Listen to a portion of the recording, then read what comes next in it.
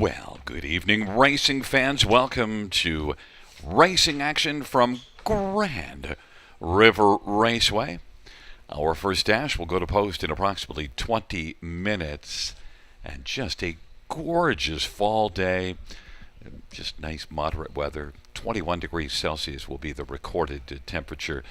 Track, of course, listed as fast. It's been fast all year long. And scattered clouds. I got to be honest with you. Just a few light fluffies of no consequence.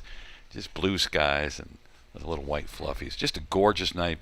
And you know what? We've got 10 races this evening. Let's get a look at the changes on this evening's card.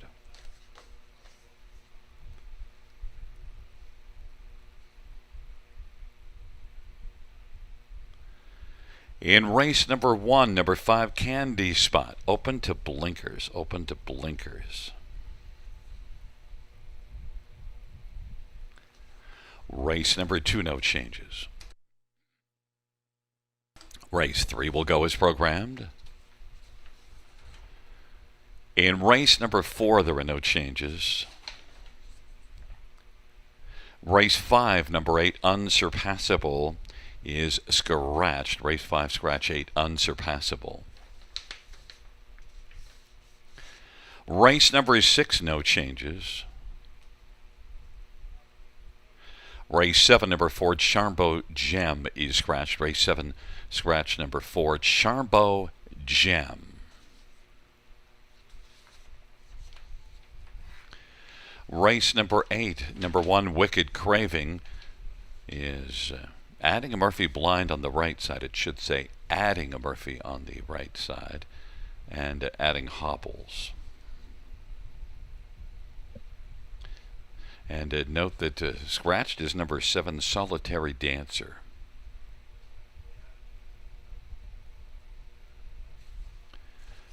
Ninth race, no changes.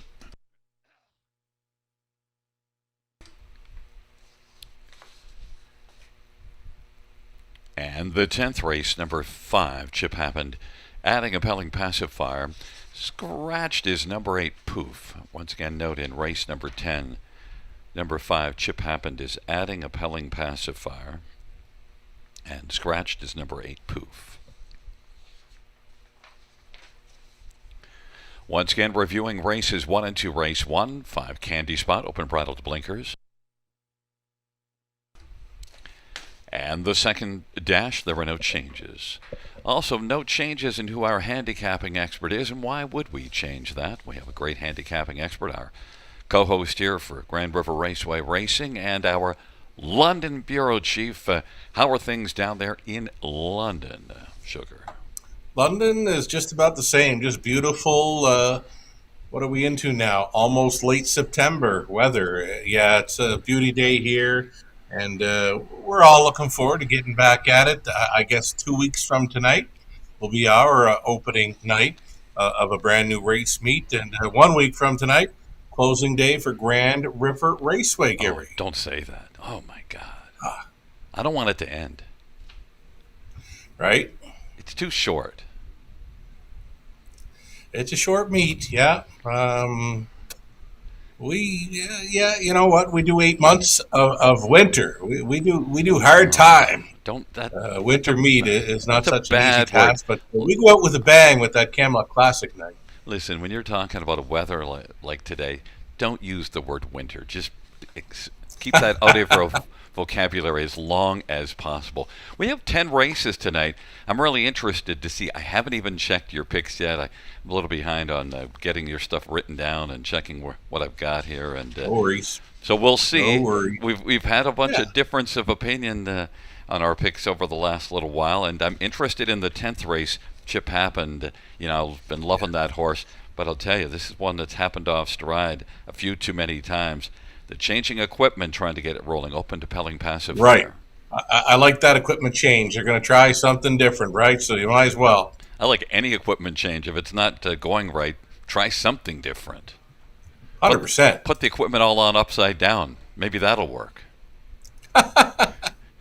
You know, sometimes you'll see a horse that wins and the head pole is dangling down. It fell off somewhere along the way, or a piece broke off and is hanging down. And I say, hey, Next time out, have that head pole dangling down because apparently he likes that. Right.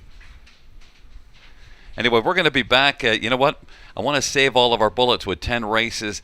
7 minutes to post time. I hope you've done your homework and you got your pick five ready. Here we go.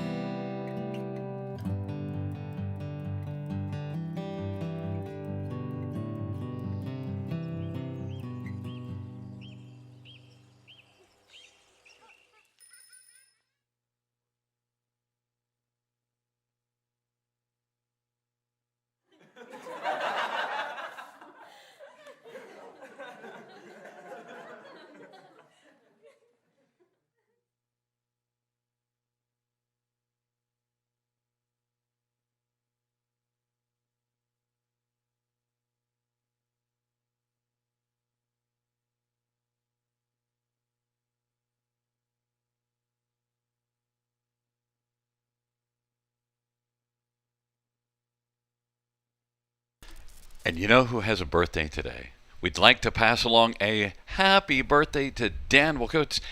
Dan, hope you're having yourself a great Friday night. Hope you need a wheelbarrow to take home your cash. Happy birthday, Dan.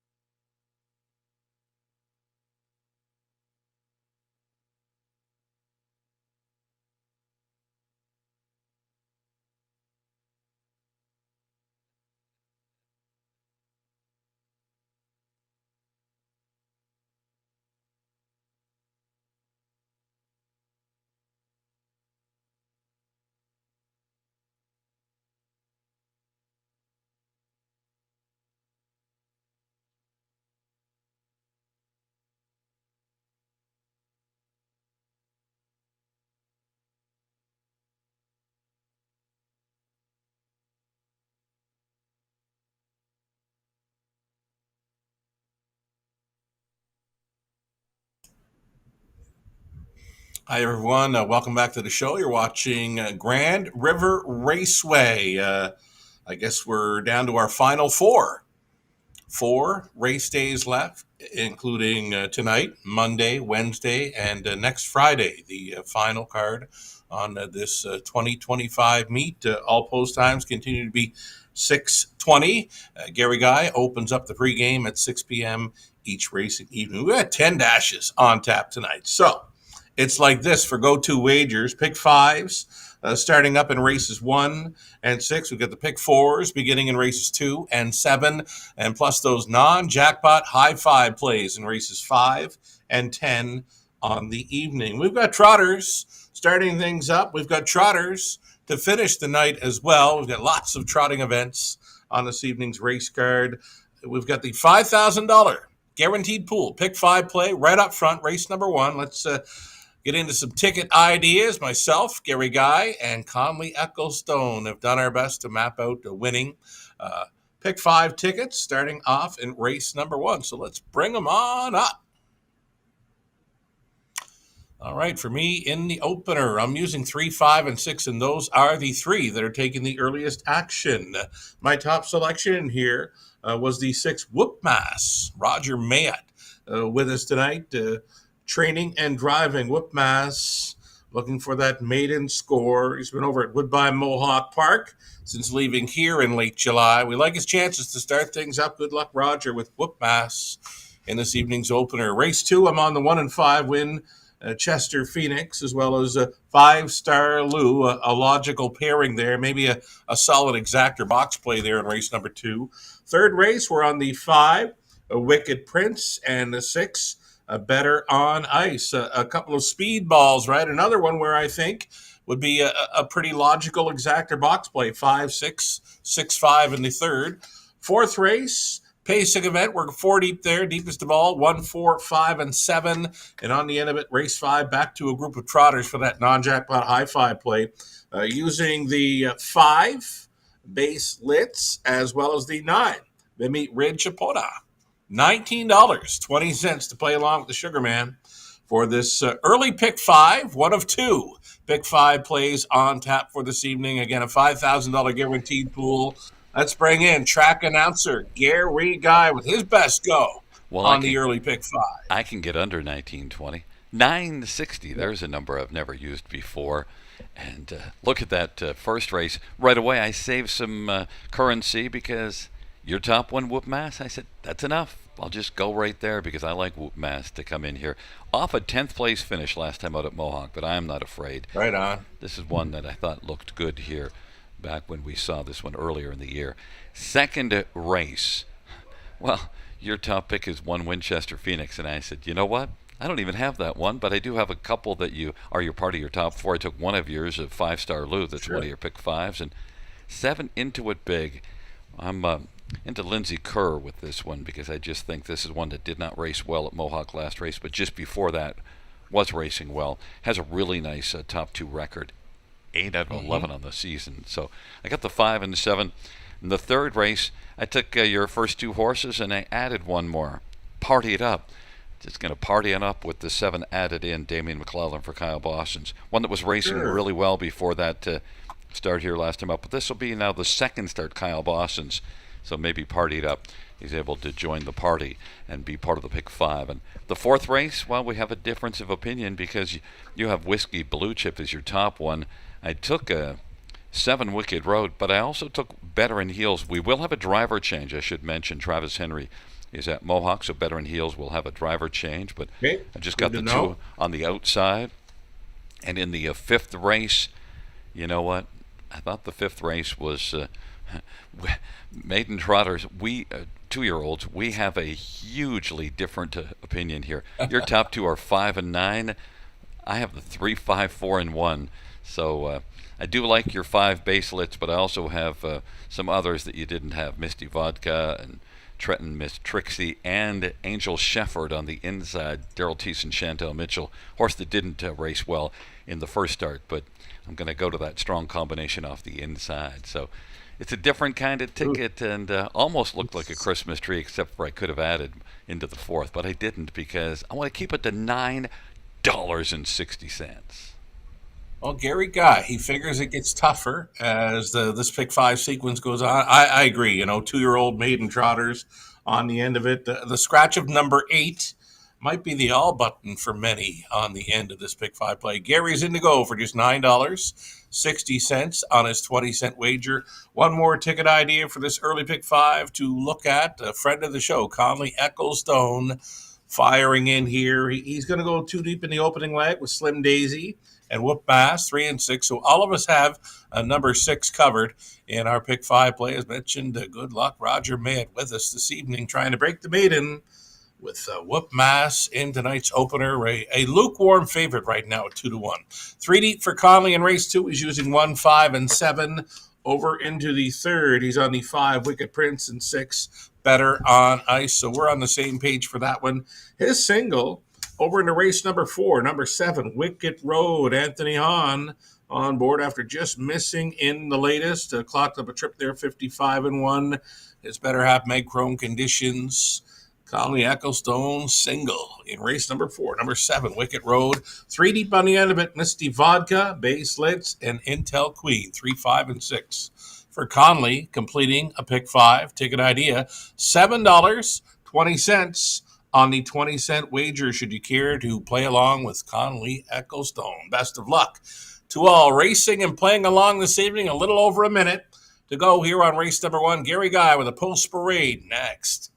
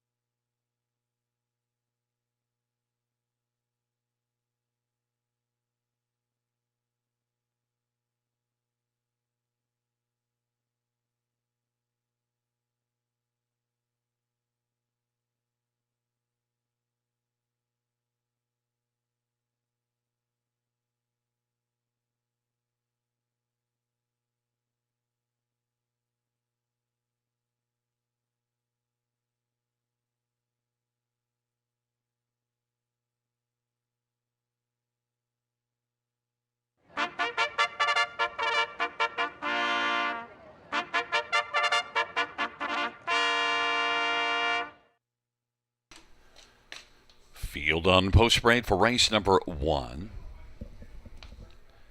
Number 1 is Tactical Rose, Anthony Hahn for Robert Kyle Fellows and Yolanda Fellows and Blair Corbeil and Windermere Stable.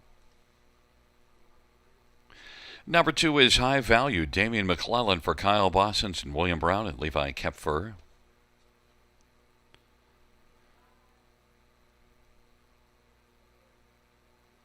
Three is Slim Daisy, Austin Torrey for Kyle Bossens and Darlene Hayes.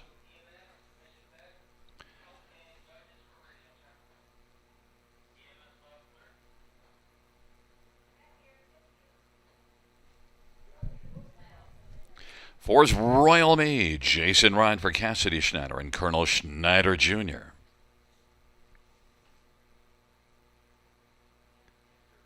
Number 5 is Candy Spot, Mario by Eroja for Marie-Eve Robitaille and Orlando Stables.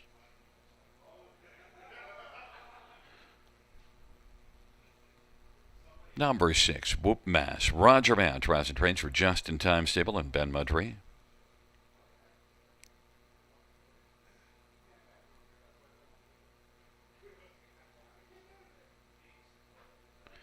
Number 7, Muscle Spasm, Mark Ansel for Graham Hopkins and Peter Porter and Grant Turner.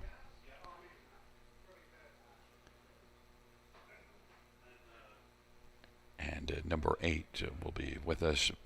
PL Slim, Daryl Thiessen for Matt Dupuy and Princely Acres.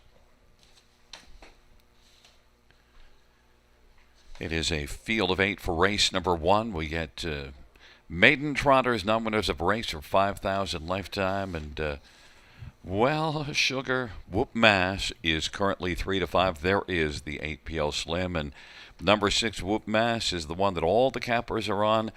I guess all the cappers aren't afraid of that last race at Mohawk, finishing 10th. Yeah, it doesn't bother me at all either. I mean, would have been tougher competition for sure. This is a 3-year-old going up against some 2-year-olds towards the inside. 1, 2, and 3 are all rookie trotters, just 2 years of age. So we weren't using them in the top spot, but all kinds of time for this son of Muscle Mass, Whoop Mass, with Roger Mayett training and driving. I've always been a big fan of Roger, back to the Escape the Wind days. That horse was a major factor in the top pacing ranks there over the years. So I like the chances for Roger to take race 1. So too does the betting public right now, a heavy hitter at 3-5. And, I got the memo about not taking any more 2-year-olds against the 3-year-olds because they are my next 3 picks, but I didn't use them on the pick 5. Wow. I singled up Whoop Mass. So, Good too. I'm actually paying attention. It's hard to believe, I know. But number 5, Candy Spot. Let's pay attention to Open Bridle Blinkers. Need some change because made a break here last time out. I don't mind this one. I mean, there's some early speed to work with. Last time, 2 back at the river, was leaving post 4 right behind the car and was able to sit 2 throughout. Made a challenge late, just missing by a head. Another one that I've got all kinds of time for right here. Mario Bayarjan with this 3-year-old daughter of Wheeling and dealing. She's got a deuce to her credit thus far on the season. And again, she's got some gate speed to work with. Not only will I not pick 2-year-olds ahead of 3-year-olds in a race, but the 3-year-olds obviously get away better than those rookies as well. Like, you've got 3 rookie trotters towards the inside. I think the 5 is going to gun right to the top, and the value is huge on this one right now.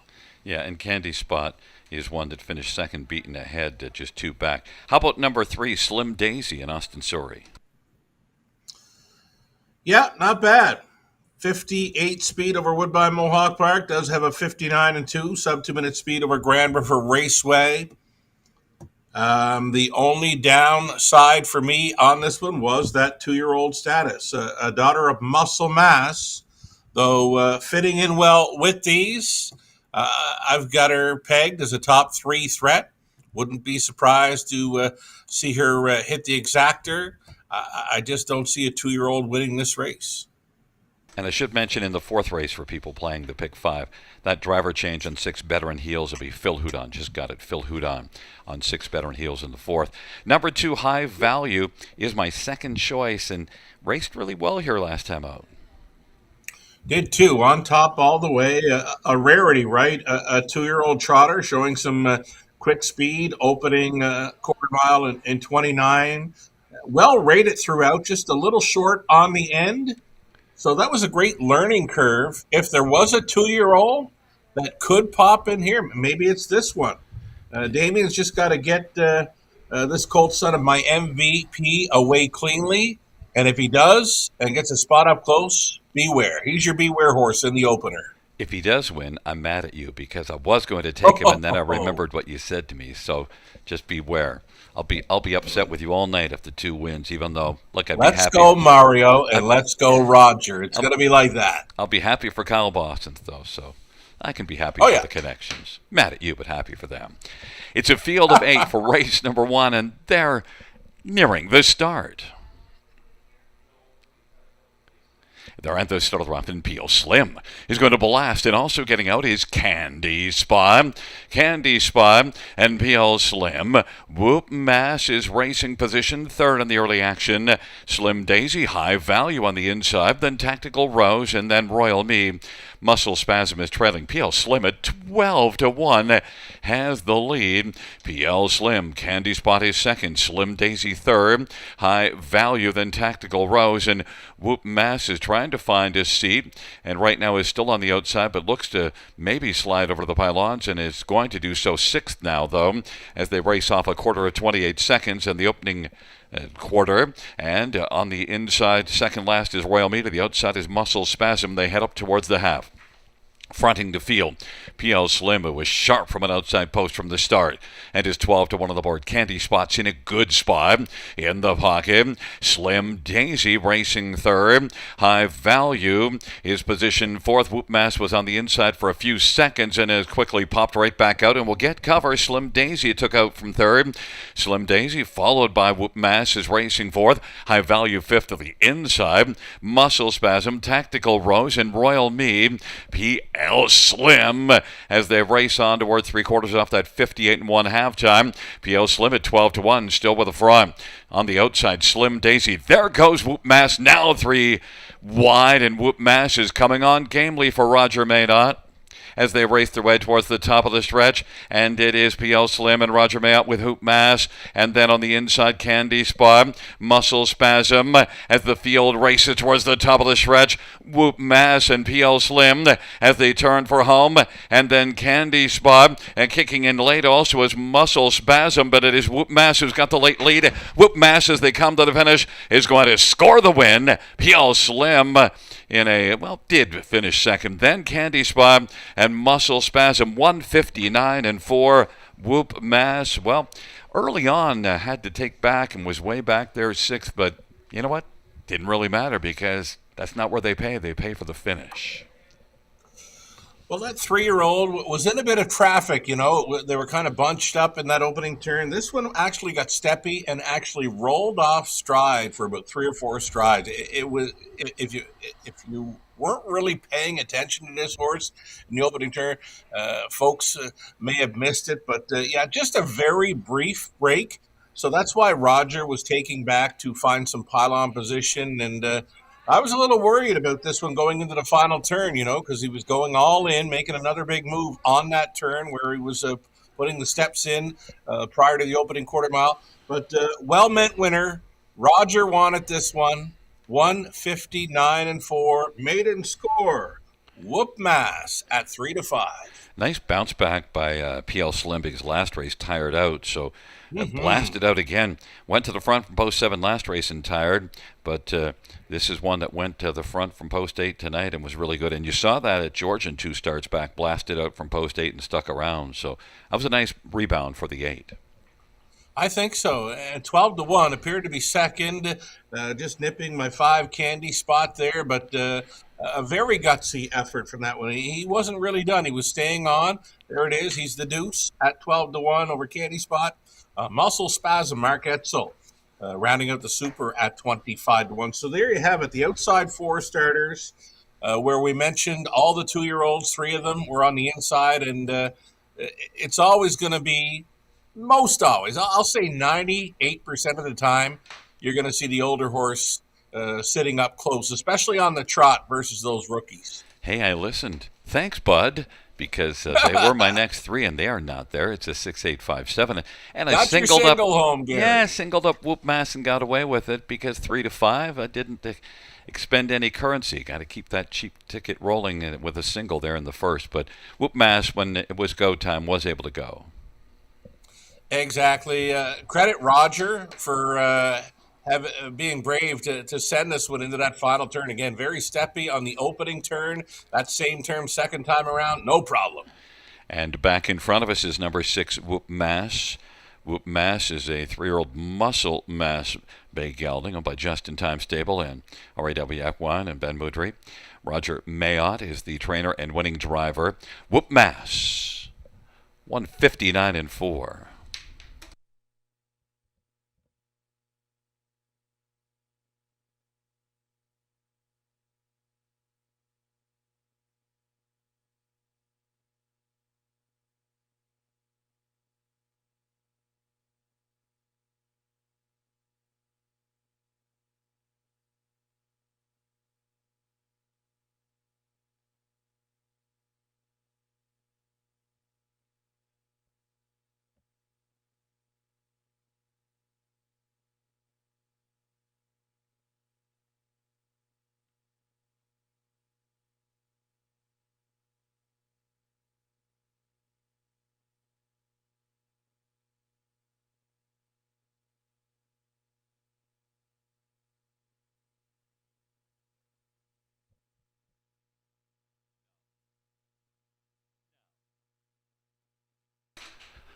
First race or finish from the top.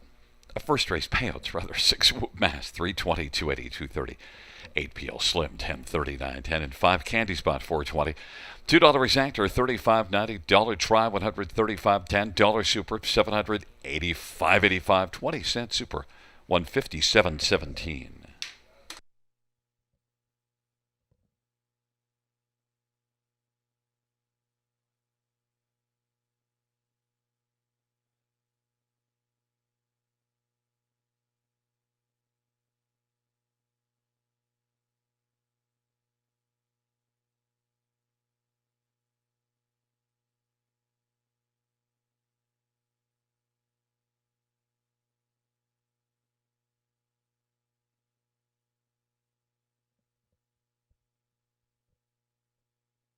Fans note in race number 6, we have a driver change.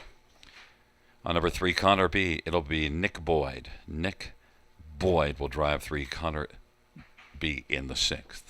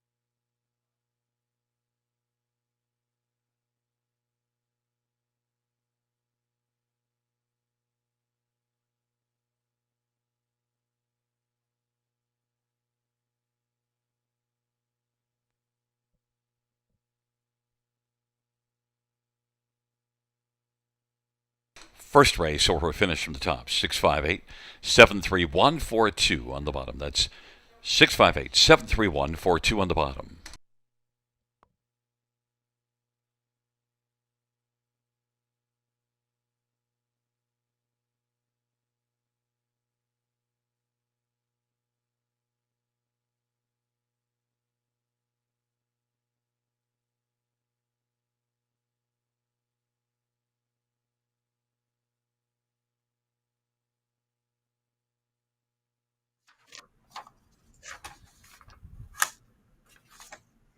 We are back, folks. Whoop Mass. Roger Mayad.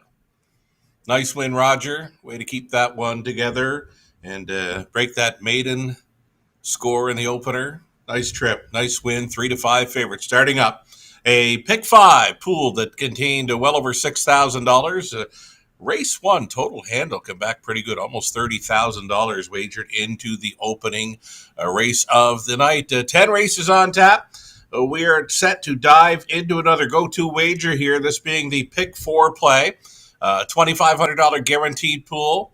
Lukewarm favorite status here in the early going. Number 1, Winchester Phoenix, my top selection in here. Sammy Filion driving for Dominic Ladeau. I like the chances for the 1 and 5, 5 and 1. Exactor box, I'm thinking here. Strong exactor box play with the 1 and 5. So let's get a look at some pick 4 ticket ideas. Myself, Gary, Conley, doing our best to come up with a winning ticket for this early pick 4 at the river.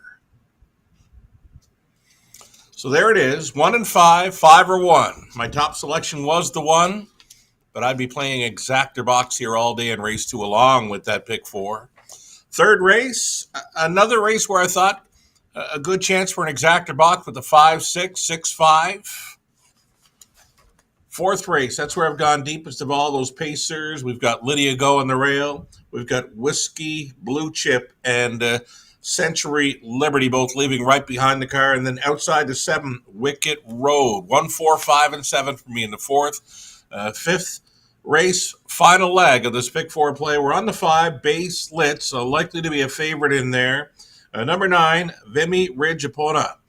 Made the break last time out early, took every chance away. If she stays flat tonight, she gets a big shot to break her maiden. Race 5, number 9, Vimy Ridge Epona. I'm using that one as well. And to go for just $6.40 on a 20-cent play for this pick 4. Gary Guy with a ticket idea here as well.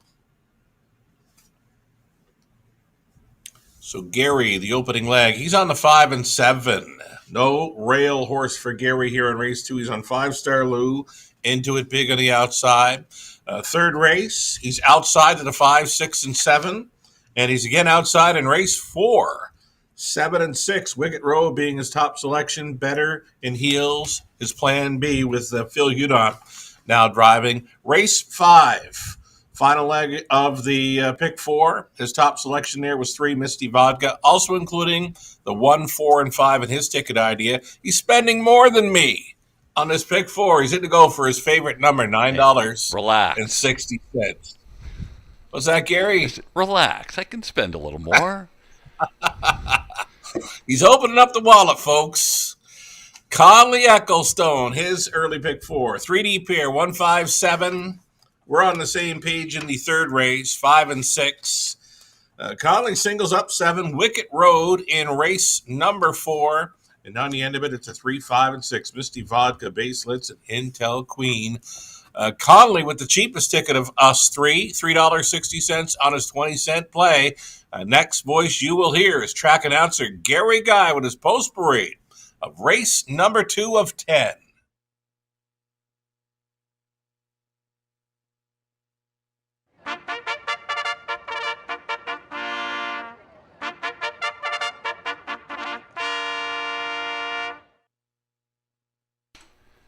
Field on post parade for the second one. Winchester Phoenix. Sammy Filia for Dominic Ladeau and Francois Dupuis. And Ron Kelly and Serge Leonard. Number 2 is Freight Days a Week. Chris Rogers drives and trains for Doug High. Number 3 is Better See the Show. Jason Rod for Robert Young and James Rashotsky. Number 4, Scratch and an Itch. Lauren House for Scott McNiven and Lenore and Eric Prince. And number 5 is 5-star Lou Austin. Sorry for Sean Stacy and Landmark 17 Racing and Stephen Downey and Dan Mogridge and Asa Lottinen. Number 6, Tide Tour. Mike Horner drives and trains for RAW Equine and Mark Horner. And number 7, Into It Big. Phil Hudon for Lindsay Curley Oostrom and Sally Charlton. Lindsay shares an ownership. Field of 7. Let's get a look at this field. And, well, we're going to start with Winchester Phoenix. And, you know, I'm having some buyer's remorse in the sense that I'm remorseful that I didn't buy into Winchester Phoenix because, it's Sammy Filia, Dominic Gladue. I know this one's winless in 12, but I'm a little worried. Got a big mile down the page there. Is start at Georgian Downs was very impressive, right? August 10th. Looked like he went first up for a long ways. Faced a huge third quarter, 27-2. Still had a 29-2 kicker in him to finish fourth in 154. That's a big, big trip over Georgian Downs. As you've told me, Grand River just might be a little bit quicker than Georgian. He went over to Three Rivers, the half miler, and put up a trip there in 55-4. So this is a quick horse. I'm surprised he hasn't won a race yet in 2025, but he is 8 for 12 in top three finishes. He's been second 3 times in the Shodo 5 times, but maybe tonight it's the win. 2-1. Love the chances. And that August the 10th mile, that was in non-winners of 3, and then also September 7th non-winners of 3 at Flamborough. So Winchester Phoenix has been in with some snug company. And even that right. Three Rivers, that was for a final $65,000 a purse in there. So Winchester Phoenix. That's right. The only thing about him now, I'm looking at it, not very big, right? He's a colt son of Bettor's Delight, so he's a Bettor's Delight size, but he likely gets around the half. Really, really good, and he did show it there in the latest, and even at Flamborough, he's out. He's a grinder by the looks of it, right? If he can find a spot up close and follow a helmet for a while, get away from that grit grinding stuff, he could trip out here for a big victory. In the first race, we had a horse that came in off of a poor last start at Mohawk, and number 5, 5-Star Lou, fits that profile. And 5-Star Lou was racing well before that last one. We need to take our pen, scratch that out, comes over here, and we'll see what 5-Star Lou can do. He did finish a well-beaten 7th and 12 lengths behind, right? But he still clocked a trip in 52-1. You can go back to Grand River Raceway start. July 23rd, he's got 53-2. The start before that, though, Georgian Downs, 52-3 speed there. So great record this season, 10 for 16. Austin Sorey likely to put him in play early. Heavy fave, though, right now bet off the board and likely over bet at 2-5. Yeah, my top one, I'm not proud, 2-5. Look, I didn't know the odds. And number 4, Scratch and an Itch, 13-1. That would be a nice one to get down here with your pick 5 ticket and mine. Scratch, well, wouldn't be either of us, actually, but the fans would maybe have Scratch and an Itch in some spots. Look at Prospect Series at Leamington, 2 stars back, was second there. He's all right in here, Gary. He's leaving right behind the car. He's going to be situated up close, and I love his look right now. Very confident look to this 13-1 long shot. Give it some thought. You know who I'm cheering for, though, in here the most? Into It Big. I used this one on my pick 5. It's Lindsay Kerr. The last race wasn't great, 53-1 at Mohawk, but before that, fine. And how about 8 out of 11 in the top 2? Why 30-1? What's going on? Yeah, I'm not too sure of that. Record as a trainer, Lindsay, heck of a job, and now this one picks up. Phil Hudon in place of a missing Travis Henry tonight, so got all kinds of time for this horse on the outside. And Lindsay Kerr, she wound up with a medical issue there yesterday, but things are fine now, and we're hoping for her to bounce back on that, and we'll wish her all the best with her starter here in race number 2 of 10. Absolutely. And you know who I'm also afraid of here is number 3, Better See the Show. This is the second start off the layoff. You see this one with some good speed further down the page at Mohawk back in April.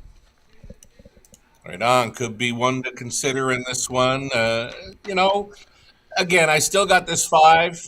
I believe he's over bet right now. The price at 7-2 on the 1 is fine, but it's the big double digits, 12-1 on the 4. Loving it.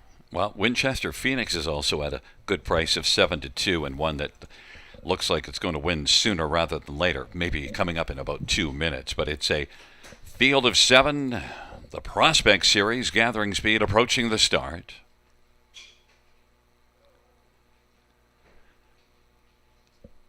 They're at the start of the rough, and Into It Big is blasting out. Better See the Show, Winchester Phoenix, and 5-Star Lou. Those are your first four. Then Scratching an Itch and back to Freight Days a Week and Tie Tour. And they work their way on around the turn, and still 3 wide racing action. Winchester Phoenix, though, with inside advantage at 5-2, will grab the lead. Then Better See the Show can be seen in the pocket. Into It Big isn't into the pylons just yet, but now is looking to find a seat and is able to do so in front of 5-Star Lou, who's the favorite in racing position. Fourth as the opening quarter was a lively 26-3. There's Winchester Phoenix and Sammy Filion cruising along in front of Better See the Show, and racing position to third. Into It Big, 5-Star Lou, Scratching an Itch, Tie Tour, and trailing his Freight Days a Week. Of a lively opening quarter, Winchester Phoenix will look for a breather. Racing second, Better See the Show. Into It Big is looking to get right into it now. 56-second halftime as they head on down the backstretch. A 29-2 second panel breather. Winchester Phoenix. Into It Big is trying to track down Winchester Phoenix and Better See the Show. 5-Star Lou is on the back of Into It Big. Then Scratching an Itch, and the field heads on to 3/4. But Winchester Phoenix is strong as they hustle their way to 3/4. Then on the inside, Better See the Show. 5-Star Lou pulled off the cover of Into It Big and Scratching an Itch, and it is Winchester Phoenix. And now 5-Star Lou is trying to come on the outside, but Winchester Phoenix and 5-Star Lou. Then Better See the Show and Scratching an Itch on down the stretch drive. Winchester Phoenix off 3/4, 124-1, continues on. Winchester Phoenix has got this one. 5-Star Lou picks second, then Scratching an Itch and Freight Days a Week. But Winchester Phoenix at 5-2 and was able to get right up, use the inside. Sammy had this one up and rolling early and still had lots left in the tank. He was all right. Didn't have to do any grit grinding in there. Just go to the front, take on all comers, take no prisoners, really. Never better. 154 flat, finally breaks on through to the other side this season. We loved his chances. Gets it done quite easy, Gary. Yeah, and I think that's just a miss on my part, to be honest with you, because just really was one that was sitting on a possible win. And Sammy, of course, got this one out and going early, and that really helped. In fact, that was the best gate speed. This one hasn't been flying out early, but flew out today. And I said, looks like one that's sitting on a win. 8 out of 12 in the top 3. Didn't have a win, has one now. Pretty good exactor coming back on those two as well. We mentioned maybe try the exactor box. Well, that's coming back at $12 even. A pair of favorites appearing to get there for the exactor, but you got the try. Got the try, hey? Yeah. No 2, though. No, but no 2. He got bumpy turning for home, and you know what? He does help out the superfecta because he is the 70-1, longest shot on the board. But he'd have been tough to have. Yeah, no 2 on the end of my top 3 in there. Are you willing to settle for getting the first 3 correct in order? 1, 5, 4? No, I wanted that super too. Oh, geez. Well, it would have been hard to have, really. Awful break last time out also, and just not showing any form. But a winner up at Georgian Downs back in July, but that's a while back. But you know what? Who's a winner now? Couldn't find him in there, Gary. Couldn't find him. Yeah, you know who's a winner now? Winchester Phoenix, your top one, and nice. Goodbye to my pick 5 ticket. But yours is plenty alive, and we'll see if we can keep it going here. But Winchester Phoenix helps you keep alive, and Sammy Filion was very alive. Winchester Phoenix, a 3-year-old. Better's Delight Bay Colt, owned by Francois Dupuis, Ron Kelly, Serge Leonard, and the Phoenix stable. Dominic Gladue, the trainer. Silky Sammy, the winning driver. Sammy Filion, first win this year and the 3rd lifetime for Winchester Phoenix, 154 flat.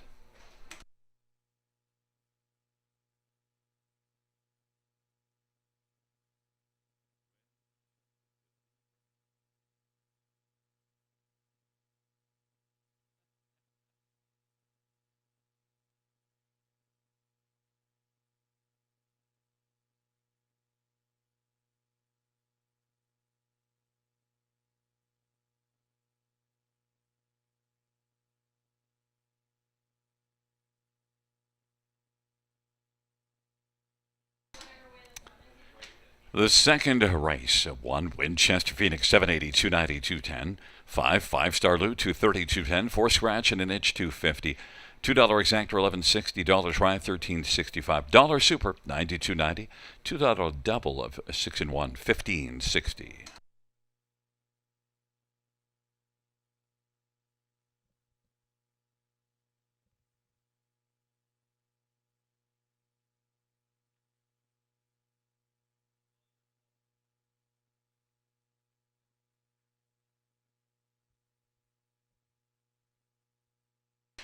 The corrected mile time 1:53 and 2. 1:53 and 2 for Winchester Phoenix.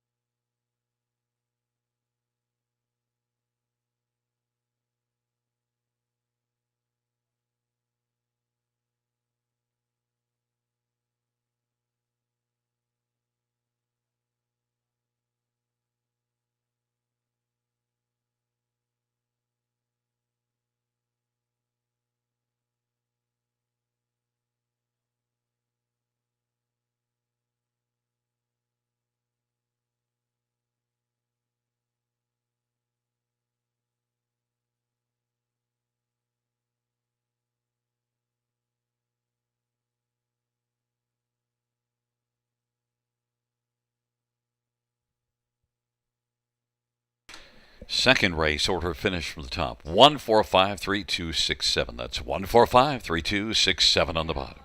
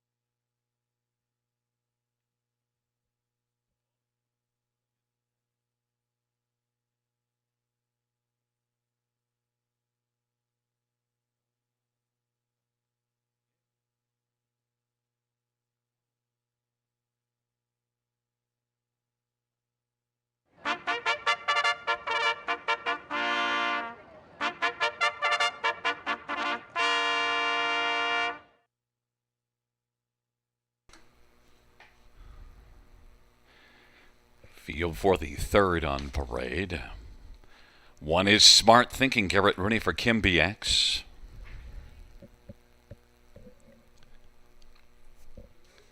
And number 2, Dance Like a Skipper, Scotty Coulter for Paul Coulter.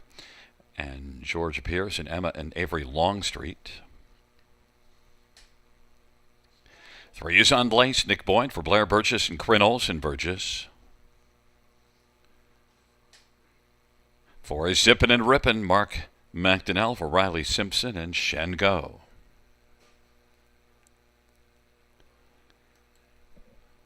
Number 5, Wicked Prince, Austin Sorry for Sean Stacy and Hut Racing.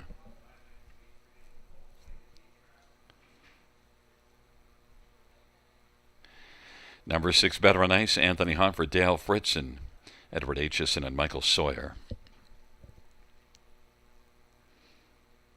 And number 7 is Party It Up, Damien McClellan for Kyle Bossons and Daryl Newbigging. Field of 7, race number 3. There's your Omega Alpha Pharmaceuticals post break. Let's get a look at this field. And number 5, Wicked Prince. Pretty good effort here last time out. Almost wired the field. A little bit better post. We love Wicked Prince, 8-5. So do the fans. Yeah, I was waiting for the action to come in. It's coming in late, though. 8-5 favorite. I see Austin doing similar to the latest. Send him and see how far he can go. And it might be pretty far because Wicked Prince, you also see this one winning here 3 starts ago, winning by a couple of lengths in 53. There's some really nice overall speed, and Wicked Prince set up with Sean Stacy. Sean's been on a decent roll of late. I think Wicked Prince is the one to beat. But you know, number 6, Better on Ice, is the one that we both thought was next best, and you get a better price of 4-1 instead of the 3-2. The thing with Better on Ice, won 5 times last year, only 1 win this year, but boy, was knocking on the door. 3 consecutive runner-up finishes here before trying Mohawk last race. He's another gate blaster here. He can leave with the car. I think the lineup has to be 5-6, 6-5. I'm not seeing a whole lot of gate speed from any of the others. I mean, the 7 horse is going to take some action, of course. Took action last time out. This is going to be second time for trainer Kyle Bossons with the 7 Party It Up, but I just don't see the gate speed blasting effect that both the 5 and 6 have here. Number 2, Dance Like a Skipper, is one that every once in a while skips up and gets a win. Back-to-back wins here, back end of July and August, and also a win here early in July. So 3 wins during that period of time. Dance Like a Skipper could come back and grab us. He could. He's a trip horse. He loves to follow a helmet for as long as possible. And if he's close when turning for home and unused, he's got a big blast on the end of a mile. So you'd have to mark this horse as the beware horse in race number 3, Dance Like a Skipper. Not sure where he's going to be sitting in here. I think he can beat the 1 out of there. So maybe this is your horse that's going to sit 3rd or 4th in the early going again. He's got to follow a helmet for as long as he can. And then on that ill-fated pick 5 that went down because I didn't listen to you on the 1 horse in the second race was number 7, Party It Up, Damien McClellan for Kyle Bossons. 8 wins on the year. So this is one that even though last race made a break, I think that was the first start for Kyle Bossons, and maybe they've figured some things out from there. I've got faith in Kyle and Damien, and I think Party It Up at 9-2 is one you got to think about. Yeah, I got to think about this one for the superfecta, maybe the try, but I think it's a tall order to ask him to hit the top 2 here because, again, I don't think there's much for gate speed. I've never seen much. Maybe they try something different with him tonight. Like you said, made the break last time out. Maybe there was some tinkering. Maybe they found something. If he could ever find a spot up close in here, I'd like him a whole lot more, but I just don't see it happening. I think he's going to be near the back of the bus, and we'll have to circle them. And it's never an easy task at Grand River to be setting well back early. The only thing is, you look at Party It Up before that last race, and this is one that was really racing extremely well. A bunch of top 2 finishes in a row and a 3rd beat in a length before that stretch, so was on a really good roll. And did it always from off the pace, so maybe it doesn't really matter post 7. It's just I'm banking on Kyle figuring out what caused this horse to go off stride, because there weren't breaks before that, so clearly Right. there was something that he didn't like, and I think Kyle's smart enough to figure out what it was that he didn't like. So I'm a little bit afraid of Partied Up in here, and Now you got me afraid, man. yeah, well, that's my job, just to make you afraid. And by the way, there's Garrett Rooney on the screen, and I was glad that you kept talking while I was with Six Better Nice, because I wanted to look it up and see.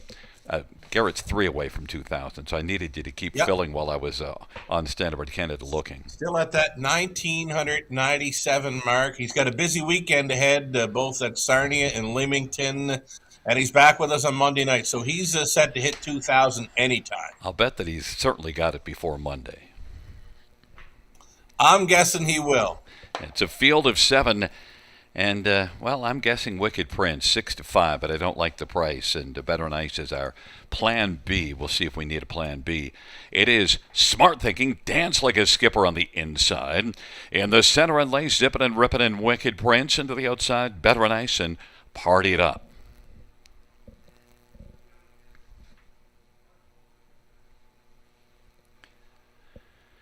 It's a field of 7 for the third.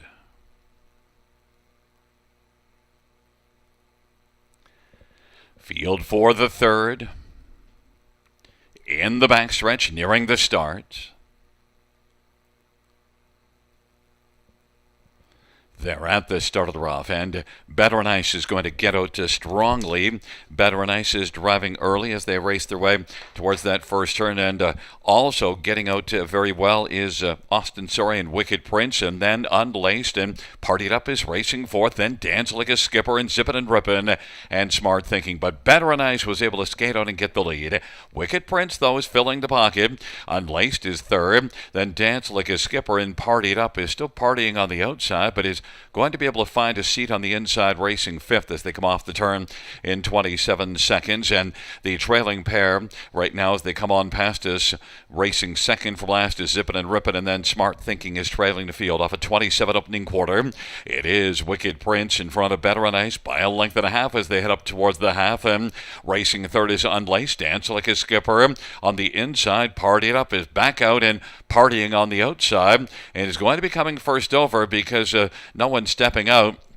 Now Party It Up is partied on up to third and is moving alongside Better and Ice. That pair is both about 2 lengths back, though, of Wicked Prince as they race their way on toward 3/4 of a half of 55 and 4. Wicked Prince, Better and Ice on the inside, and to the outside Party It Up. Unlaced is racing fourth, and Smart Thinking, Dance Like a Skipper, and Zippin' and Rippin'. Wicked Prince as they race the way to the top of the stretch, 3/4, 125. Better and Ice and Party It Up and Unlaced, and then Smart Thinking, and then Dance Like a Skipper and Zippin' and Rippin'. But as the field turns for home, it is all Wicked Prince. Wicked Prince is on fire as they come on down the stretch and is looking strong and is just going to widen it out. Wicked Prince goes a wicked mile and is going to win it and take it by about 2.5 or 3. Better and Ice, Dance Like a Skipper up the inside to pick up a third. Fourth is between Smart Thinking and Unlaced. 153 and 2. Wicked Prince. Yep, winning move made just after the quarter mile, 27:55 for 125. Nice final panel, 28 and 2 to sprint on home, 153 and 2, just missing his life best by 2/5 of a second. No surprise for me. Was loving the 5 and 6, and we mentioned if Dance Like a Skipper could follow a helmet for a while, he'd have a good push late, and he certainly did. He pushed on for the show dough in there. Back-to-back straight tries for you, Sugar, picking up races 2 and 3. Oof, let's go. Rolling. Let's keep her going. Yeah, and look, and you see Scotty scooting up the inside. He stayed on a helmet until the end, and I guess that's why you used him third and behind the top 2 that we both thought were the top 2, 5 and 6, and Wicked Prince and Better and Ice. And so another straight try. Mile of 53 and 2. They're cooking over this track, and there was no one going to catch Wicked Prince. Austin just sitting there. Yeah, saying, he was very brave, and I mean Austin. He just kind of along for the ride. What do you call it? Couch sitting through the stretch? He's just sitting on the couch. He's got the Yeah, remote yeah. control. He did that quite easy in there. He's just sitting with the remote, just deciding what to watch next because there's Right? nothing to be concerned about. Yeah, love it, love it. And there's a shot to love. Look at that. I mean, Oh, it's although my favorite time of year. The sunsets are even more beautiful than they are in the summertime. although I can hear Robert Reed now because I used to mock him anytime he gushed about the shots from the camera crew, and then I'd be mocking him about it. So if he'd be mad at me now for allowing you to love that sunset. But the sunset on I'm this all field, about the sunsets, man. absolutely, the sunset on this field because Wicked Prince was shining too brightly, and Wicked Prince back in front of us. Wicked Prince is a 4-year-old McWicked bay gelding on behind racing, trained by Sean Stacy. Austin, the winning driver. Third win for Wicked Prince this year. Fifth lifetime. Wicked Prince won 53-2.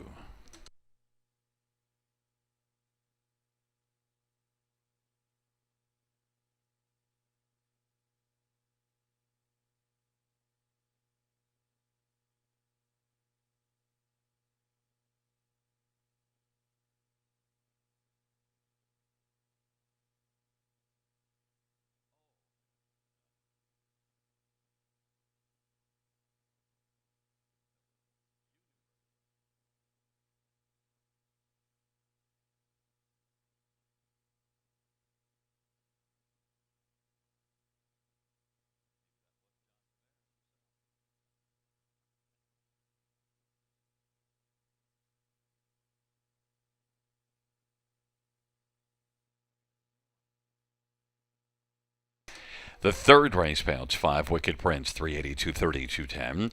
6 Better on Ice, $3, 250. 2 Dance Like a Skipper, 220. $2 Exactor is 780. $1 Prize, 640. $1 Super, $27. 20-cent Super, 540.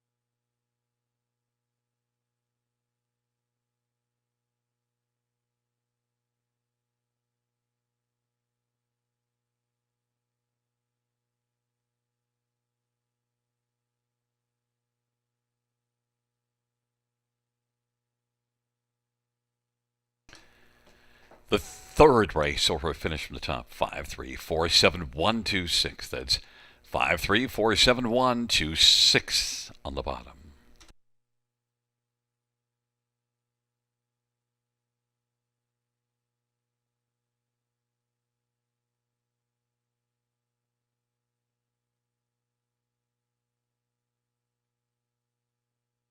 Winbank Farm graduates have earned close to $465 million and have won nearly 50,000 times, selling yearlings eligible to Delaware, Indiana, Kentucky, New Jersey, New York, Ohio, Ontario, and Pennsylvania, producing yearlings from outstanding sires including American Ideal, Bettor's Delight, Cattle Wash, Courtly Choice, Father Patrick, and the Great McWicked. For more information, winbackfarm.com.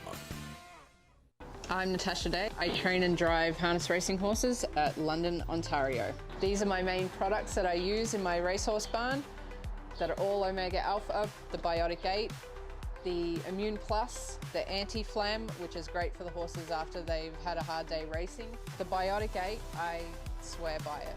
Get all the dapples out, gets the old coat out, gets everything pumping and moving and makes the shine really come out.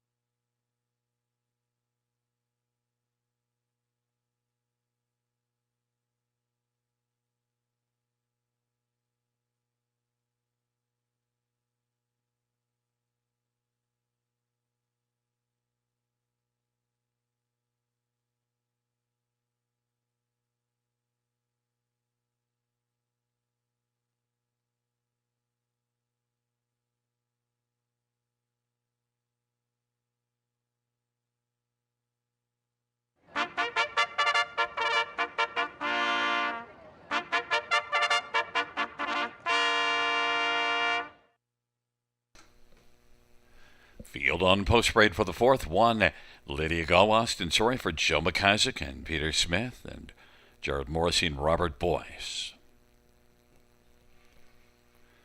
Number 2, Miss Danny's Song, Sammy Fillier for Ken Fritsch and Ron Ash and Mike McLaughlin.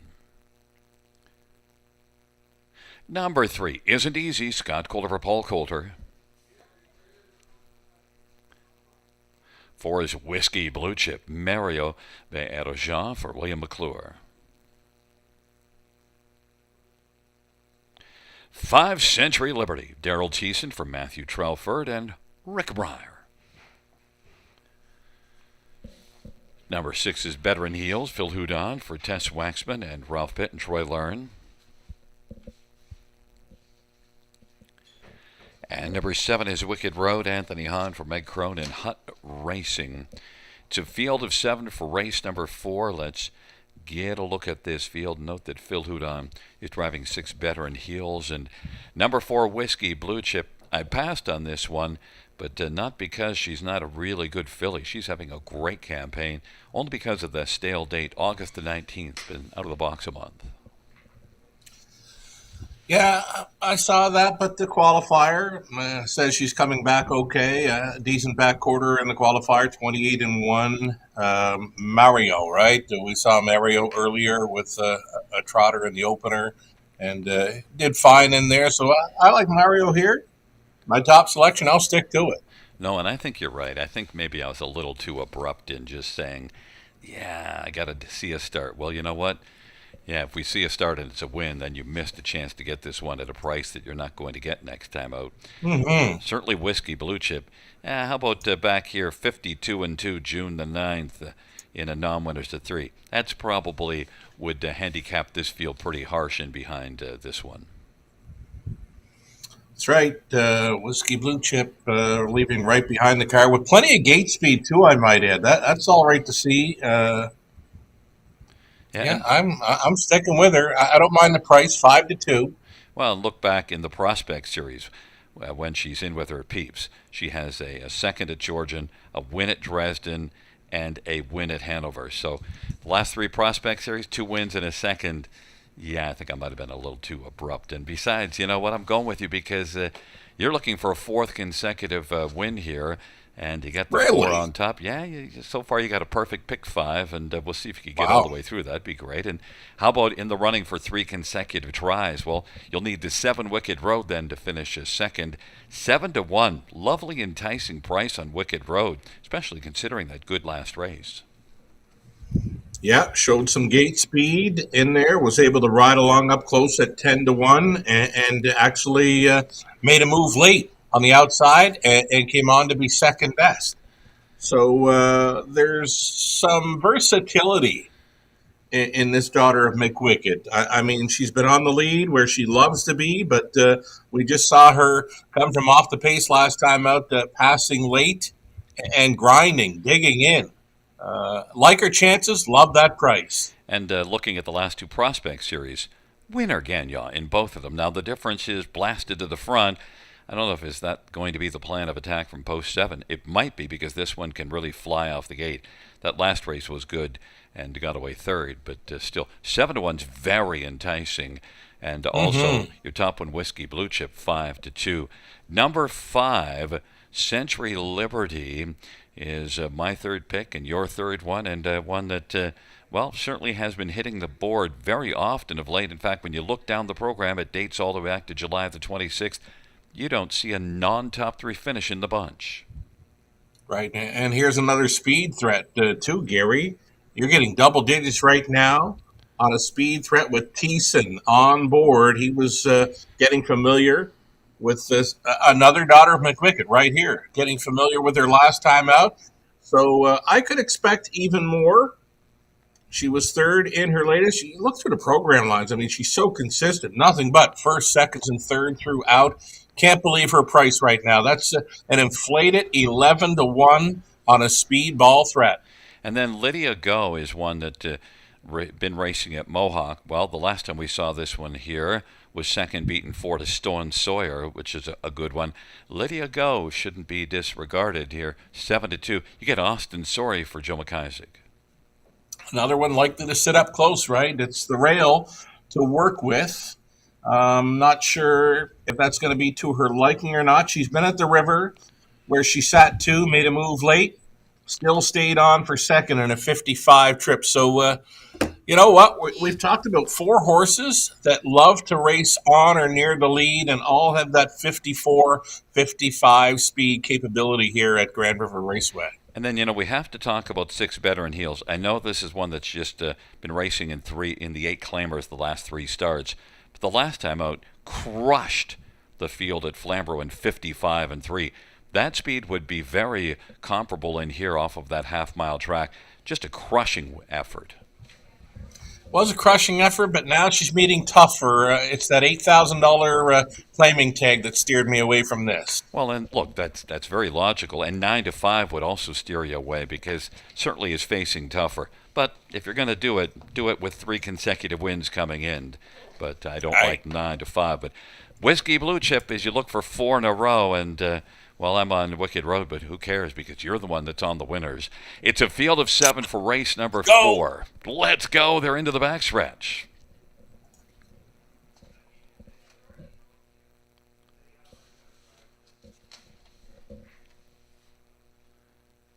Field for the 4th race. All in position. There at the start of the rough. Century Liberty is going to blast with Whiskey Blue Chip, who's also now bellying up to the bar and driving. Whiskey Blue Chip, Century Liberty, Lydia Go, Veteran Heels is 4th away. Isn't Easy, and then Miss Danny's Song and Wicked Road, but Whiskey Blue Chip at even money in the boards got the lead. And then racing, caught on the outside. Century Liberty is going to have to press on. Lydia Go is racing 3rd. Veteran Heels is 4th and is better than Isn't Easy as they race off the turn. Then it is back to Miss Danny's Song, and they roll their way on past us, and trailing the field is Wicked Road. But right now, dueling Century Liberty on the outside, Whiskey Blue Chip on the inside, and 27 1/4. They head up towards that. Lydia Go is in a good spot and going in the pocket 3rd as they work their way up towards the half. And then Veteran Heels, and on the outside Isn't Easy. Then Miss Danny's Song and Wicked Road. But Whiskey Blue Chip has a parked Century Liberty at 15-1 to his outside, and Mario's enjoying that. Whiskey Blue Chip leading by about 1.25 lengths. Lydia Go on the inside, now rolling off stall cover goes Isn't Easy to roll it 3 wide as Century Liberty retreats, and scooting up the inside is Veteran Heels. Wicked Road on the outside has a lot of work to do, but is kicking in hard and is out 4 wide right now. Then Miss Danny's Song, Wicked Road 4 wide, gaining ground. It is still Whiskey Blue Chip, 3/4 126-2. Lydia Go is racing 2nd. Now Wicked Road was able to move up and get into the 2 wide lane, and popping out Lydia Go. Lydia Go wants to pounce against Whiskey Blue Chip. Whiskey Blue Chip and Lydia Go on down the stretch. They come. Lydia Go is coming on now. Lydia Go in the late action up the inside is Veteran Heels. Lydia Go is going to win. Whiskey Blue Chip and Veteran Heels and Miss Danny's Song. Lydia Go got a lovely trip. Whiskey Blue Chip kind of got prompted along. They got one stuck on the outside, Century Liberty, and that might have helped out Lydia Go quite nicely, Sugar.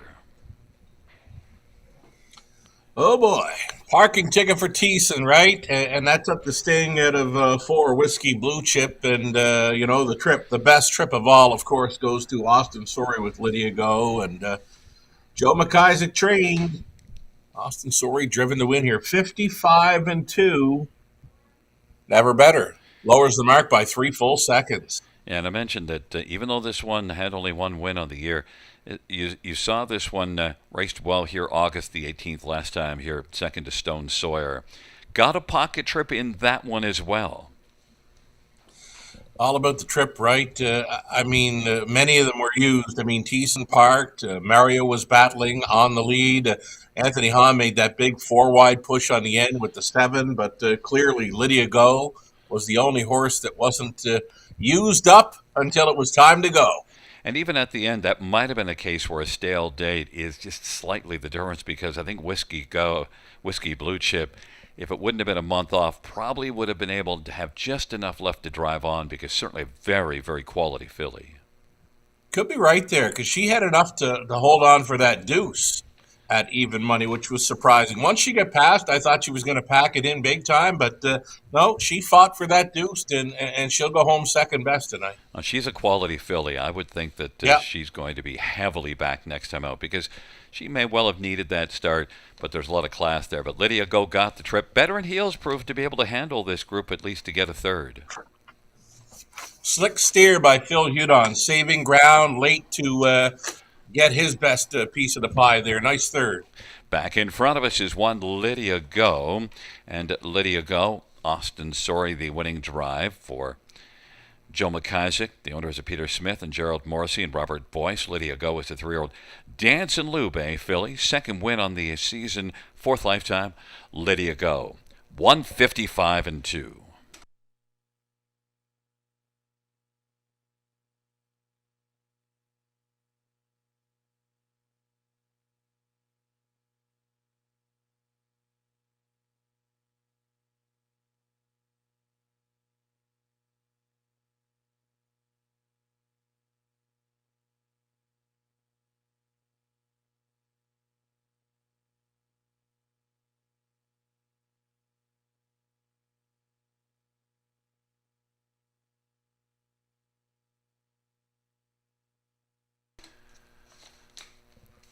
Fourth race.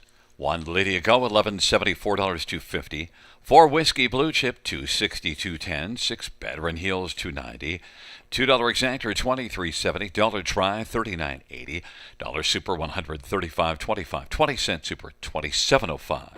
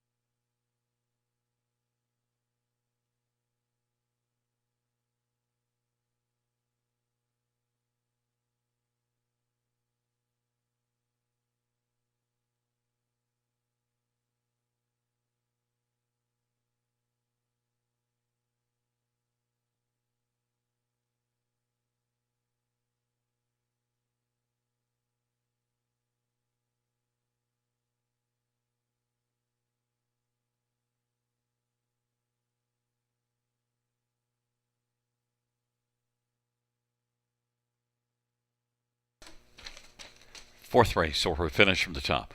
147-2635. That's 147-2635 at the bottom.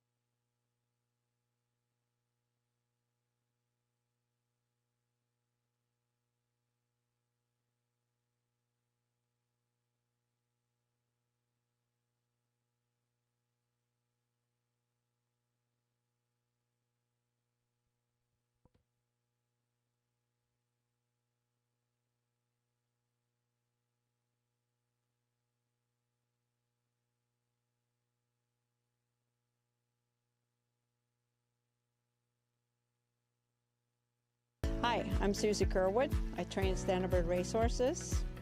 I've been doing this for a few decades, and I'd love to talk about some of the products of the Omega Alpha that I use along the way. Respiratory, it really opens up their airways on them, and clears them up. One other product that I actually really love for my horses is Healthy Horse. It has everything that you really need in the stressful situations when the horses are racing. It's a fantastic product to keep your horse healthy all season long. Are you dreaming of a career with horses? The Ontario Equine Education and Employment Program is here to help. If you're an Ontario resident, you can take our free course and turn your passion into a profession. And employers can register for the program and receive wage subsidies, 50% for up to 18 weeks, or a maximum of $5,000. It's a win-win for job seekers and businesses alike. Ready to take the reins? Visit OntarioEquineEducation.com today and start your journey in the equine industry.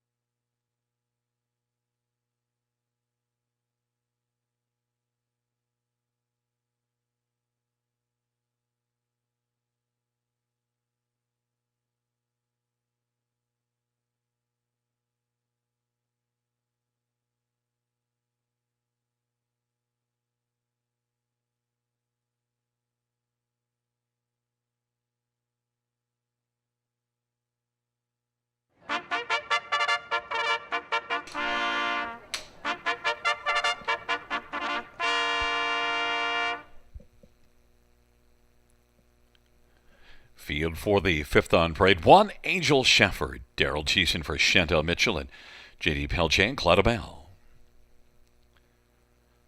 Number 2 is My Classy Queen, Scott Calder for Kevin Botts and Steve Morse and Patricia Burns. Number 3, Misty Vodka, J.B. Renault for Julie Walker and Gaston Bibeau. 4 is Teton Miss Trixie, Dag Henriksen for Quantum Farms. Number 5, Baselets, Damien McClellan for Jim Lee. Number 6, Intel Queen, Mark Hetzel for Twilight Stables. Number 7, Kinder Trixie, Sammy Filia for Chantal Mitchell and Michelle Legacy. And 9, Vimy Ridge Epona, Jason Ryan for Steve Lawford and Paul Mazzetti. The 8 is scratched. The 5th race, the High Voltage Hustle Trot. Let's get a look at this field. And, well, Sugar, you have to use a 2-year-old on top here. Can't get away from them, right? No, it's a 2-year-old maiden trot. Never easy to crack the code on one of these races. Getting a look right now at a second choice, number 5, Baselets. Owned and trained by James Lee of Fergus. So Damien McClellan will be staying on board for the drive. A third career outing off of a pair of thirds to start the career. So going in the right direction. Maybe tonight is the night where you can break her maiden. And the best final quarter in the last race, if you look at the last race, their final quarters, this one came home in 29, so that's the fastest of that. Also, almost won here the debut mile, August 29th, beaten just a neck. 9, Vimy Ridge Epona made a break last race. The start before it, the debut mile, didn't leave much, but then came on late. After that 31-second opening quarter, had 3 really good quarters after that. I can remember her last start where following the post-parade, she was looking kind of hot. So maybe there was some tinkering because she's nice and loose. She's, loose-lined here. And I love her look. So I'm going to expect a big outing for this one tonight. The trailing spot to overcome, never easy, but she's got a much better look this evening versus her latest. The one that I'm expecting a big outing from is number 3, Misty Vodka, your third choice, 3-1. Right now, the 7 is the favorite. Misty Vodka, good second to Bella Chica, who was long gone. Bella Chica was on fire, but Misty Vodka got a pocket ride and at least was able to stay on. Yeah, I think we can expect another spot up close. Bert Renault driving for his better half, Julie Walker, who trains. A very nice deuce. And you know what? 4 top 3 finishes from the 7 outings this season. So pretty good check getter thus far in the young career. Yeah, one that's traveled around, was at Three Rivers and Georgian and even made a break in that Prospect Series. Had a couple of breaks, but then needed that flat line last time out, got that, came home in 29-3. So I think Misty Vodka might belly up to the bar and be very effective here. Right on. Number 2, My Classy Queen and Scotty Calder. How about 20-1 off of one that raced at a 201 mile, 201 and 4, 2 starts back at Mohawk, but break last time. Yeah, the 3, 5, and 9 I was stuck with here for the top 3, but then it gets very tough underneath for the 4th and 5th spot. So I was just looking for some big value. 2 should be able to add some value to this ticket. Should she get there?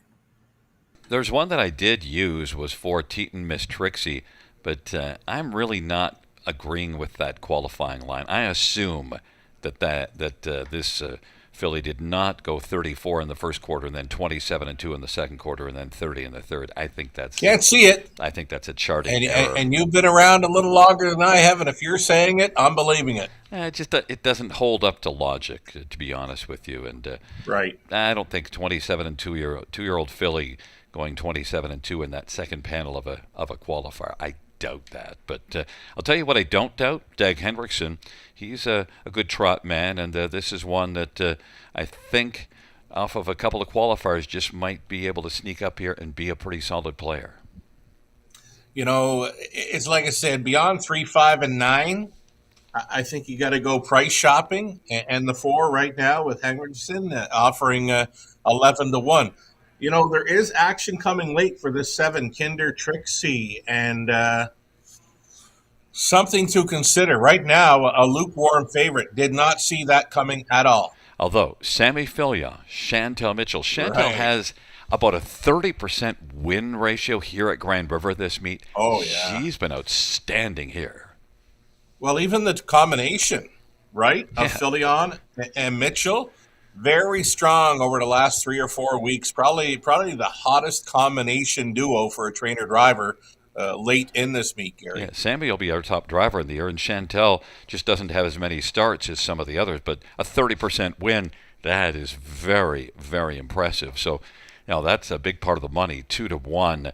And the horse has had 3 qualifiers. The last one was here, so at least knows the way around the track. But you know what? We're going to find out which one is the one we should have been on. Let's go! It's a field of 8, and they are about to go as they are racing on into the backstretch. The 5th race, the High Voltage Hustle Trot. Field for the 5th race. Misty Vodka leaves with baselets as they drive their way on towards that first turn, and then Angel Shefford on the inside, racing forth Vimy Regipona, then Teton Miss Trixie, then it is back to My Classy Queen, Intel Queen, and then Kinder Trixie relaxed away trailing the field, and it is Misty Vodka at 5 to 1. Angel Shefford on the inside, and still pressing on the outside, Vimy Regipona, and Jason Ryan from the trailer post is in search of the lead, and it is Vimy Regipona at 9 to 1, who's going to stride up confidently and come on to clear to the front. Misty Vodka second, 30 seconds opening panel, and then racing third is Angel Shefford, and fourth is Baselitz, and fifth in line is Teton Miss Trixie. Then a gap of 4 or 5, My Classy Queen, Intel Queen, and Kinder Trixie is trailing this field of 8, and the 2-year-old trotters head their way up towards the half, and fronting the field is Vimy Regipona at 9 to 1. Misty Vodka at 5 to 1 is second. Angel Shefford at 25 to 1 is third. Then the favorite Baselitz 3 to 5 on the board is racing fourth, and now Intel Queen. Well, the intel on this one is that Intel Queen is moving very quickly now and is going to get cover. Baselitz to come from fourth, and Baselitz now is moving up. Baselitz is coming pretty aggressively. Angel Shefford fourth. Intel Queen is fifth. Kinder Trixie is past a couple. Then Teton Miss Trixie and My Classy Queen is trailing the field. Vimy Regipona still looks very strong.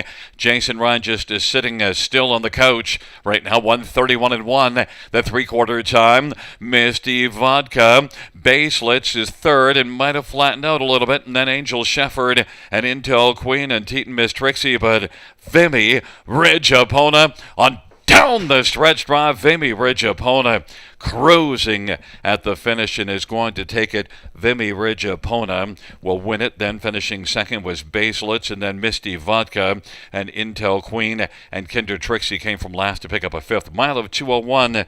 And your comment, Sugar, on Vimy Regipona, I expect a big outing. I think you got it. Oh, never. Yeah, I liked her last time out, but and so did players.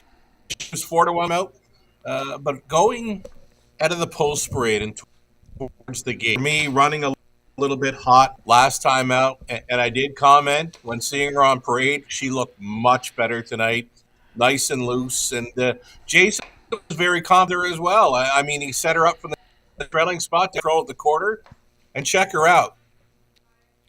Yeah, just motionless there in the sulky, scoring in 2:01. What a price! 9 to 1 is unbelievable on that filly. Well, and when you saw that September 5th line here, didn't leave at all, 31, and then but each quarter after that was really strong. Last time it just made that break, as you mentioned, was hot. Well, the only thing that's hot about this one is if people had this one on top and cashed the ticket, they're hot about the 9. Yeah, I mean, I was pretty strong on the 3, 5, and 9 for top 3. That's what it is. I said to shopping for your 4th and 5th finishers. Well, you're getting the 6 and 7 rounding at the high 5. But this high 5 is going to pay well. with a 9-to-1 price in front. And probably if you're making a win bet at post time, you got 3-5 on the 5 baselets. You got 2-year-old trotters. You're probably Yeah. going to Vimy Ridge Epona with the way that you saw the race based on the tote board. You're probably betting the 9. 100%. I mean, all day. I mean, when I saw her on post parade, I said, "Is this the same filly?" Said to myself, "Is this the same filly?" She was running hot last week. Connections might have tinkered with something because she was night and day to what she looked like last time. Well, she was a cool winner here in the 5th Yeah. race, and it's a 9-5-3-6-7 Vimy Ridge Epona at 9-1. Scores Jason Ryan, the winning driver. 2-year-old my MVP Bay filly, owned by Paul Mazzetti of Guelph. Steve Laughran's the trainer. First win for Vimy Ridge Epona. Mile time is 2:01, and out trackside we'll have the High Voltage Hustle group as they hustle their way out into the winner's circle.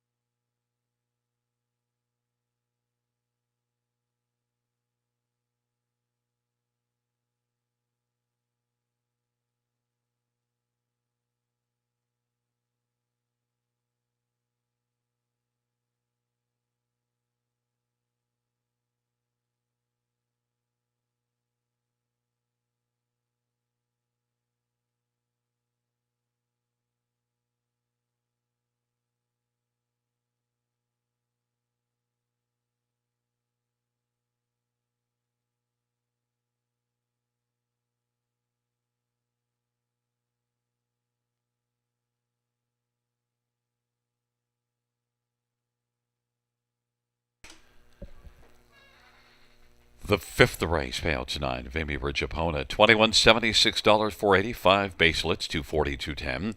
3 Misty Vodka, $2.80, $2 exactor, $44.30, dollar tries, $73.15, dollar high five, $1,497.05, 20-cent high five is $299.41. Win a 20-cent pick 3 of $23.11, 20-cent pick 4 of $62.61, and dollar pick 5, $726.80.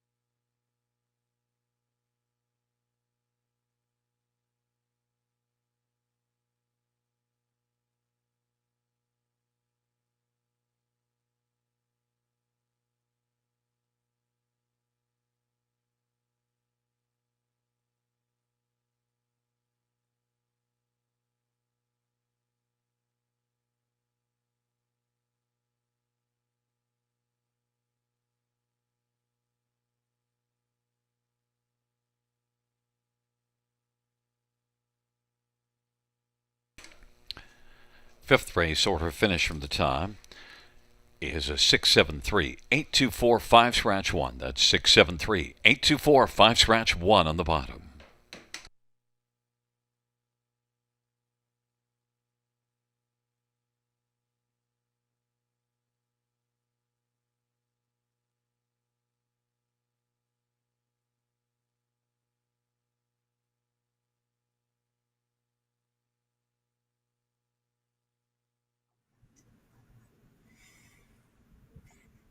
Well, hello there, everyone. Welcome back to the back half of this Friday night program at Grand River Raceway. 5 in and done, and 5 more to go. What a price on Vimy Ridge Apota there.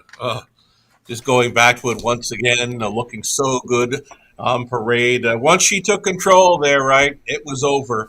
A juicy 9-1 winner to end the pick 5, topping a very nice high 5 payout as well. Well done, Jason Ryan, Steve Lochran. And Sugar, you won't say it, but you did get the pick 5. Oh, really? Yeah, because in the fourth race you went 4 deep. The one was your 4 deep. You had the first 3, nailed them straight. 4 deep in the fourth with the 1 Lydia go, and you used the 5 and 9. Take a bow. You got a pick 5 in there. How about that then? I'm just checking the payout. Wow, it paid out pretty good too. $1 ticket, $726.80 for $1. So that's like what, $140 and change for 20 centers. So I'll take it. Well, now give us another one. Let's go. Let's see what we got anyway. We got the pick 5 starting up here, covering races 6 through 10. We're going pace, trot, trot on the end of it. So it's like that. And a current favorite here, starting things up, is the 5 horse, The Magic Moment. I'm using in the opening leg. I'm also going to use the 4, Wicked Express. Couple of speed balls. I've been looking for them tonight, and they've been showing up too. So be looking for those speed balls. Posts 4 and 5 right behind the car. They're great. Even those outside posts are good as well. Inside, not for me. For speed balls at Grand River Raceway, I want them in the center or outside. So with that being said, let's get a look at some late pick 5 ticket ideas. Myself, Gary Guide, Conley Ecclestone, trying to map out winning combinations here for you. Race 6, we're on the 4, Wicked Express, the 5, The Magic Moment. Doesn't look like Daryl Thiessen will hit, or doesn't look like Garrett Rooney, that is, will hit the 2,000 marker tonight for career driving wins. But I expect Garrett to do some good things on the weekend. He's got a full lineup at Sarnia on Saturday night, got a full lineup at Leamington on Sunday. He's back at the River on Monday evening. So best of luck to Garrett Rooney on getting that 2,000th career driving victory sometime in the next few days. 4 and 5 for me. Starting things up then on the late pick 5. We're 3 deep with the Trotters. In race number 7, we're using Bank on Lucas, Masterwork, Eurobank, Hanover. 3 deep in the 8th. Back on the pace for that with Espresso Beans, Justine Ray, and Stone Sawyer. 9th race, just using a pair in there. Solo, CP, and the backup plan. Plan B is number 4, Buddy's Dream. And on the end of it, going outside, Chip Happen, switching to the Pelling Pacifier. Stonebridge Glee, always backing that horse. Number 7, Radcliffe, gets an outside chance in there for Paul Walker. 2160, my 20-cent play. Gary Guy has got a ticket mapped out as well. Gary's late pick 5 containing many singles. So here we go for Gary. Opening leg, singling up, number 5, The Magic Moment, Garrett Rooney. 3 deep for Gary, and the 7 is top selection in there. Was the 5, Masterwork. I like it. 8th race, he singles Justine Ray. Good luck with that, Gary. And over in the 9th race, another single and 1. Solo CP, a likely single for many. And Gary going deepest of all on the end of it with the high 5 finale. 5 deep in there, his top selection being 5, Chip Happen, one of his faves. 6, Stonebridge Glee. Even using the Rail Horse Supersonic Hanover in there. So just $3 on a 20-cent play for Gary. One more ticket quickly for Conley Ecclestone. Let's see Conley's late pick 5. He's got a few singles as well. Starts it up with the 5, alone with the 5 in race 6. 3 deep, races 7 and 8. He's on the rail with a single in the 9th with Solo CP. As mentioned, many will be singling that in the multi-legs late. 4 and 5 for Conley on the end. His 20 center, only $3.60. Best of luck to all taking a shot on this late pick 5 at the River.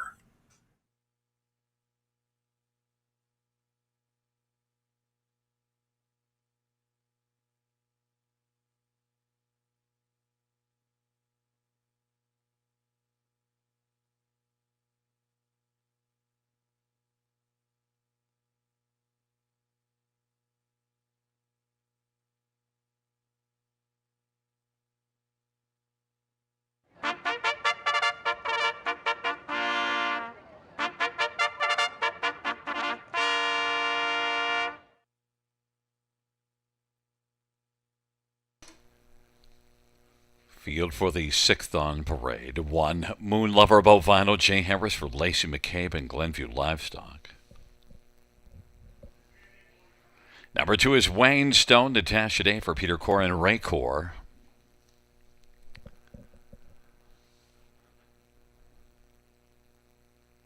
Three is Connor B, Nick Boyd for James Dean and Trailer Park Guys. Number 4, Wicked Express, Sammy Filia for Robert Kyle Fellows and Hut Racing. And number 5, The Magic Moment, Garrett Rooney for Francis Guillemette and Gaston Boulanger and Cynthia Cote Dupont. 6 is Boyd Bay, Jason Ryan for Marie Helene Dupont and CSL Stable. And number 7, Better Beast, Lauren House for Cassidy Schneider and Colonel Schneider Jr. Let's look at this field, and the money has come hard for the Magic Moment, but you know what? I don't like 3 to 5, so why not be on 4, Wicked Express? I know a guy who likes Wicked Express on top. I'm going to take Wicked Express all day here. Kyle Fellows training, Sammy Fillion on board. Speedball Right's been on the lead. Last time out, just missing at the big track of Woodbine Mohawk Park in 52 flat. So more than capable of putting up a big mile here this evening, leaving right behind the car pretty much.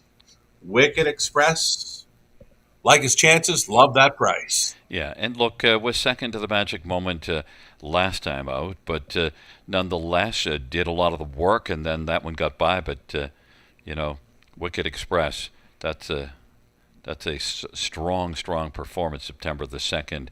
The Magic Moment has since had a race that went to Three Rivers and came back, but Wicked Express, the price of 5 to 1, I think is worth it because 8 out of 15 in the top 2.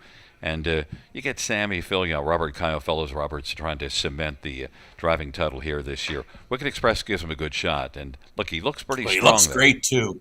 He looks sharp. And look, the Magic Moment obviously is going to take money because this is one that took that tour down to Three Rivers and was able to get the win there. And also comes in with 3 wins in the past, 3 in a row. But how about 7 wins this year in 10? Look at the record, actually. 15 starts, 10 wins. So the Magic Moment, the money would come there. Oh, yeah. I figured this horse would be the favorite. And I wanted to back the one on top that would be the better price. And clearly the 4 has got to be that in here. Garrett Rooney reuniting here. He drove this one in the Prospect Series at Sarnia. Was a winner there. 53-4 over Hiawatha Park is a huge mile for a 3-year-old. So great looking. Son of Control the Moment here. I'm just kind of thinking, he went up the highway on the weekend there to Three Rivers. Had to go all in, right, to win in 55. He's holding on to win a $65,000 purse event. So I'm thinking maybe it took a little out of him. Well, does he come right back with all that sharpness that he's been showing all season? Could be hard. For me, I want a price. Yeah, it could be hard, and that's 1 to 2. I don't like that. I'll tell you where there's value. 3 Connor B at 7 to 1. Last time out, raced in a non-winners at 3 at Flamborough, blasted the front and won. And look at Winchester Phoenix was one that we saw win earlier this evening, and Connor B beat that one. Connor B and Nick Boyd is a good one to possibly be somewhere on the ticket, maybe even in front, 6-1. Got some serious gate speed, right? Two back. He's second at the quarter in 25-4 at Grand River Raceway. So Nick's got some horsepower here in the early going. I think he should use it. Just find a spot up close. Keep following along and see what you got when they make the swing for home. You had to decide, who do you like more, Nick Boyd or Boyd Bay? Well, actually, it wasn't Nick Boyd listed at the time, but Boyd Bay is one that you got to be buoyed by the last couple of starts, back-to-back wins. Very sharp, but another one that's kind of facing tougher here this evening. I mean, that was a $20,000 condition claimer. Last time out was able to work out a 2-hole ride and had a good push on the end to get there. Confidence level riding high. Jason Ryan in the winner's circle, race number 5. It'd be a surprise for me if he won it. Would not be a surprise to see him hit the top 2 or 3 here. Yeah, that last race looks a little better now also when you look at who was second to Boyd Bay. Wicked Prince. Well, we saw what Wicked Prince did a little earlier. Right. Was dominant, so there's that to note. And what about Moonlover Bovino? You know, I love the Bovino horses, and this is one that certainly is possibly got a shot because can blast off the gate, probably going to get a good shot. And Lacey McCabe is one that I can certainly back. I'd give him a shot at a top 3 or 4 finish right now. I don't see him top 2, but he's got that gate speed, right? And it is a rail to work with. And look who's on, Jay Harris, and he loves to send them. Well, Wicked Express at 5-1, I like your price because the Magic Moment, I don't like 3-5. I did single this one up, but I would be much more inclined to be on the 5-1. We'll see how it unfolds. It's Moonlover Bovino, Wayne Stone on the inside. Connor B, Wicked Express, the Magic Moment in the center. Boyd Bay and Better Beast. It's a field of 7 for the 6th dash. And the field for the 6th race. Prospect Series Pacers.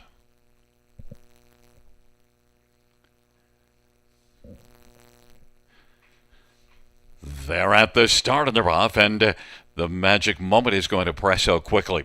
Connor B, Wicked Express into the front 3. Moonlover Bovino on the inside is still continuing to drive through on the inside. Then Wayne Stone and Boyd Bay and Better Beast is trailing the field. But right now it is Connor B and Moonlover Bovino, but Moonlover Bovino is moving very well right now. Connor B is going to get over into position B and fill the pocket. Then the Magic Moment watches those two from a close third and is in front of Wicked Express, 26-4. Solid opening panel put up by Moonlover Bovino with Connor B second. The Magic Moment and Boyd Bay the front 4. Moonlover Bovino at 23-1's got the lead and popping out from third. There goes the Magic Moment, followed up by Wicked Express, then Wayne Stone. Boyd Bay and Better Beast, they head up to the half, 26-4 opening panel. Moonlover Bovino long shots got a slim lead, and it is getting slimmer with every stride. And now the Magic Moment is taking the front. The Magic Moment, 1-9 on the board, is able to come on. Wicked Express is racing on the outside now and is striding up alongside Moonlover Bovino and is taking over second. Moonlover Bovino is trying to stick around for a top 3 share. And then fourth is Wayne Stone. Then Connor B, Boyd Bay, and Better Beast. They're all better right now than Better Beast as they race on to 3/4, 124-1. And it is right now Garrett and Rooney and the Magic Moment, the one to be. The Magic Moment, Moonlover Bovino. Wicked Express on the outside still has work to do as they turn from the Magic Moment, Moonlover Bovino and Wicked Express, and then Wayne Stone, 124 1/3, and the Magic Moment has lots of magic left and is going to drive to the finish and win it. Moonlover Bovino was a game second, Wicked Express third, and Wayne Stone fourth, 153 flat. 1-9 on the board. Well, I'm not proud, but the Magic Moment certainly had a lot of magic. Did too. He was the only horse that Jay Harris was going to allow to clear. And I was surprised to see Jay do that. He let the 5 go, saved his horse to ride that pocket throughout, the better part of the final half. And that's why Jay Harris held second in there. So very Smart drive by Jay. But yeah, the magic moment, so good to go. I mean, that's a big third quarter, 27-4 to push on and grab that control, and very strong on the end too. This horse just continues to remain sharp, Gary. Well, went down to Three Rivers and got the winner's share of 65,000 and said, you know what, Yeah, that's not enough. I want the winner's share of this one too. yeah, that's not long ago, right? September Oh. 14th. I think that was Sunday, Yeah, Sunday or Monday. he's being Yeah, a little bit of a one of them. hog, the magic moment, because you know he hogs the limelight. He's got 11 wins in 16 starts. Like, hey, let somebody else have a shot at it, buddy. Well, look where he's been too. I mean, the last four outings: Leamington, Woodbine, Mohawk Park, Three Rivers, and now Grand River. He's taking money from everywhere. Yeah, he's that I've been everywhere, man, across the Delaware. He just Yeah. loves to drive on around. But look, as long as it's not taxing him, and apparently it didn't because he didn't look taxed. No, he looked fine in there. I mean, he wasn't all out to get the job done there. He's coming back looking fresh here. Well done, Garrett Rooney, 1998. And then that barn, yes, and Francis Gamet's barn. I mean, Francis has just been racking Yeah, up the numbers, especially he's in the been window. traveling. Oh, yeah, well, he gets around, but you know, you got to make hay when the sun's shining, and right now the sun is shining brightly for Francis Gamet and his barn, and G Right. Money 2 away from 2,000. Back in front of us is the magic moment. A 3-year-old Control the Moment Bay Gelding, owned by Gaston Boulanger and Cynthia Cote Dupont. Francis Gamet, the trainer. Garrett Rooney, the winning driver. 8th win this year and 11th win lifetime for the magic moment.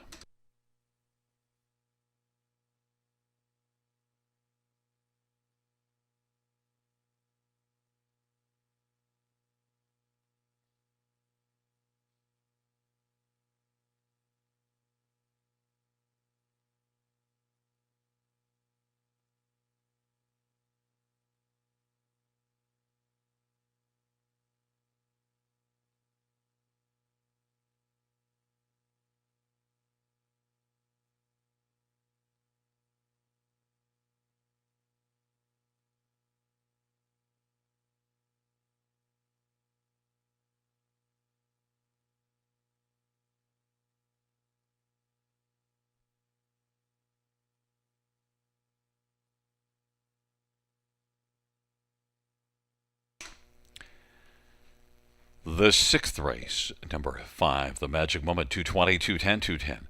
1 Moon Lever Bovino, 593.10 for Wicked Express, 280. $2 Exactor, 10.20. Dollars Ride, 12.80. Dollar Super, 40.95. 20 cents Super, 8.19.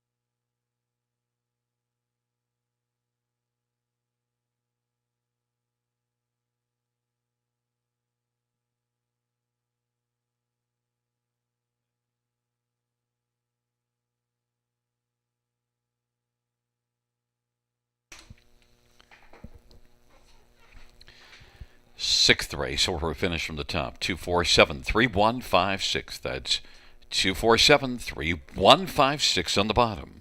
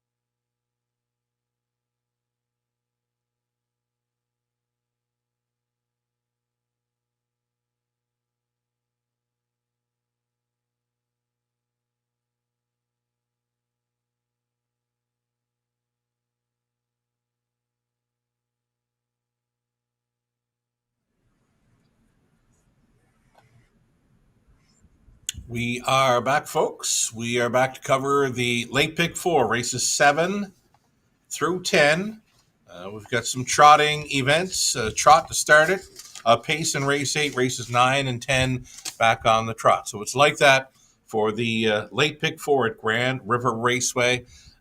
Ticket ideas, myself, Gary, and Conley. Let's bring them up. Early action here on number 2, Bank on Lucas at even money. I'm using that one, though my top selection is number 5, Masterwork. I'm also including number 6, Eurobank. Hanover got that one pegged for the Dukes. 2, 5, and 6 are the 3 I will use in leg 1 of this late pick 4. Race 8, I'm 3 deep there as well with Espresso Beans, post 2. Number 4, Justine Ray, and number 6, Stone Sawyer, fitting in well. Top selection for me there is that 6 in race 8. The 9th race, top call for 1, Solo CP. Plan B for me is the 4-horse Buddy's Dream, though as mentioned earlier, many will be singling up that one, I'm sure, in race number 9. 10th race, final leg of the pick 4 play. I've gone outside to Chip Happened, Stonebridge Glee, and Radcliffe. So the connections are hoping for some, hoping for a clean getaway on Chip Happened. They've switched to the Pelling pacifier tonight. Daryl Thiessen stays on 5. Chip Happened. My top selection, I'll stick to it there in the finale. I'm in to go for $10.80 on the 20-cent wager. Gary Guy's late pick 4 ticket idea. We'll bring that one up. Still got a few singles in play for his late pick 4. He's 3 deep the opening leg. Top selection being 5. Masterwork. He's also including the 1 and 6. He singles the 4, Justine Ray in race 8. He singles number 1, Solo CP in the 9th. And then again, going deepest of all on the end of it, spreading them 5 deep. His top selection there being 5, Chip Happened.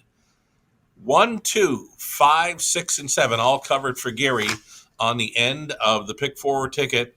And it's only going to cost $3 on a 20-cent play. If you want to play it on the dollar base, $12 even on that late pick 4. One more ticket to look at, Conley Ecclestone. Indigo, he's 3 deep the opening leg with a 1, 5, and 6. 2, 4, 6. We're on the same page with Conley in race 8 with that 2, 4, and 6. His single is the 1, Solo CP in the 9th. 10th and final, he's on 4, Magic Dealer, and 5, Chip Happened. Only $3.60 to play along with Conley Ecclestone on this late pick 4 at Grand River Raceway. A little over a minute to post time. Gary Guy, track announcer Gary Guy, will have the post braid here shortly.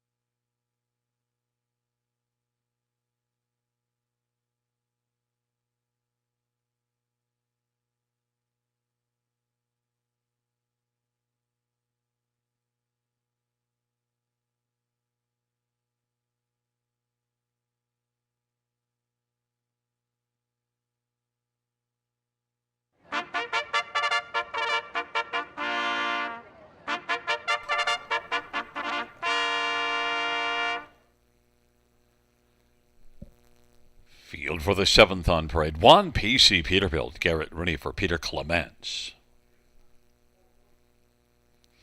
Number 2 is Bank on Lucas, Jason Ryan for Alvin Hamilton and Jeff Waugh. 3 is Ultra Lady Aztec, Hendrickson drives and trains and owns. 4 scratched. Number 5, Masterwork, Austin Surrey for Jeff McGuire and Jean Larangino Bilodeau and Anne-Marie DeMaris and GT Stables. Number 6, Eurobank Hanover Semi-Filiar for Luke Blay and Determination Stable. Just a field of 5, race number 7. Let's get a look at this. And, well, Masterwork, Sugar needed a flat line last time out and got a little more than a flat line, a pretty good second, and maybe one to build on now is Masterwork with that flat line under his belt. Certainly one that was very good this year. Look at the top 3 record. Yeah, 15 for 23, top 3, including 5 wins. Always love it when a horse has had some issues and comes back off a qualifier and then a clean line.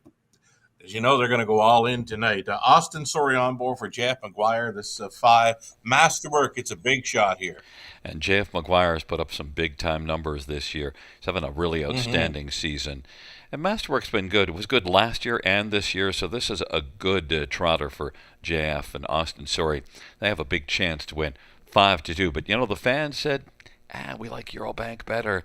The only thing with Eurobank Hanover is I'm starting to get a little tired of seeing those X's at the beginning of the race. I see one last race, see one back August the 8th, the one on a qualifier here. No, actually, Mohawk. But 4 wins and 8 starts. So when there isn't a break, there's often a W. Real nice animal. I mean, he's won half of his starts. Half the time he's breaking, half the time he's staying clean and winning. So 4 for 8 on the season. Just a big question mark. Does he stay flat? Yeah, and certainly Eurobank Hanover is one that looked really strong in those wins. One here, one at Georgian Downs. I mean, just blew away the field. And this is a nominators of 2, and those wins, one here and the one at Georgian Downs, were both nominators of 2. So it's the class that he's been able to dominate. But you can't dominate if you can't stay flat, and Dick couldn't stay flat last time out, and went down the drain very quickly in that one, right off the hop. Number 2, Bank on Lucas. You know what? I'm going to take and stroke out that start from post 10 at Mohawk, and then look at some other decent efforts, including a win at Georgian Downs in a non-winners of 2 this class, August the 12th. Ooh, this horse looks great. I mean, I've got him for 3rd. But I might bump him up a spot or 2 just on looks alone. We saw this back in race number 5 on a post parade with a great-looking filly. Jason Ryan was on board. I love the look of this trotter. He's a 3-year-old son of the Bank. Looks fabulous. On looks alone, I'd put him in the top spot right now. And look, he's one that's lightly raced this year. Had 9 starts as a 2-year-old and won 3 of them. 5 out of 9 in the top 3 last year. Just getting rolling this year, a win and a second. And away from Mohawk. The first 2 starts were fine, and then went to Mohawk. And Mohawk wasn't friendly to him, so now he'll come over here and try to make friends with Grand River. I love this look. I mean, I'd hope for a little more of a price. I mean, he's been big double digits in each of his last 2, but for me, just the look of a winner right here. And remember, I've told you many times about that August 19th. Don't look at the time of the mile. Track was way off, and Bank on Lucas actually closed on an off track to finish 2nd. Certainly one's very capable in here. One that I actually think has a pretty decent shot is one PC Peterbilt. I know made a break in stride here last time out, but this is also one that has 4 wins in 12 starts on the year, and you do see this one winning. Back here in July was really good, had a nice stretch. Yeah, looks all right. Hey, I mean, just that break last time out took every chance away. Here's the thing. There's horses in here. There's down to a field of 5, 4 of them, all with X's throughout the program lines. I mean, the only reliable-looking trotter in here appears to be number 2, Bank on Lucas. And they're coming for him late because he looks so good. But I want the honest trotter in here when 4 of them are showing breaks, and there's only one here that has clean lines throughout, and that would be the 2. Well, one that's also been making breaks is Ultra Lady S. Early break at Kawartha last race. Breaks up at Georgian Downs. Multiple breaks. You see a lot of X's on that dance card. But also has a win at Kawartha in a non-winners at 2. And that was a solid mile for Ultra Lady S. It's a field of 5. There's a lot of question marks. And, Masterwork at 5-2 might be the one, because Eurobank Hanover, and you got to bank on that one staying flat, and an even money. I don't know if I want to bank on that one staying flat. Now, look, was about 2-5 or 3-5 last time out, so at least it's come up a little bit. Here's the thing. The program lines don't lie. Lots of X's on a few of them in here. Looking at the parade doesn't lie. The 2 looked much the best. The one that you're thinking of banking on. And I'll stay with my Masterwork just because, I did all the work already, and hate to change it. But, boy, Bank on Lucas, no X's on the dance card and looked impressive. Maybe you can bank on that one. It's a field of 5 taking up positions. PC Peterbilt and Bank on Lucas in the center, Ultra Lady S. To the outside, Masterwork, Eurobank Hanover. Eurobank Hanover is just slowly moving up towards the gate, being handled cautiously. And now Masterwork is off stride.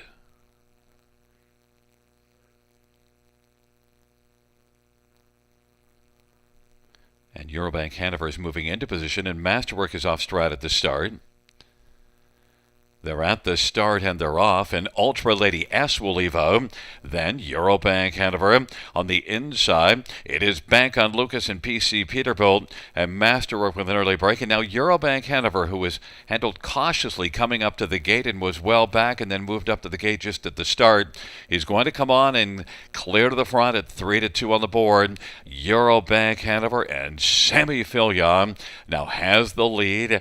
Ultra Lady S is racing position second, and then third is Bank on Lucas in front of PC Peterbilt, and Masterwork with the early break is back trailing the field. 27-4 opening quarter, and Eurobank and Sammy is very comfortable in the seat. Is just relaxed along on a lead of a couple of lengths right now.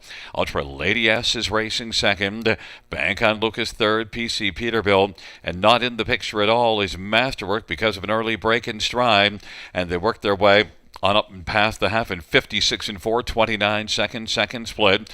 And Eurobank Hanover and Sammy is just relaxing along in the bike. No urging required as Eurobank Hanover. The order of business is just to stay smooth and is leading right now by 2 1/4. Ultra Lady S is second.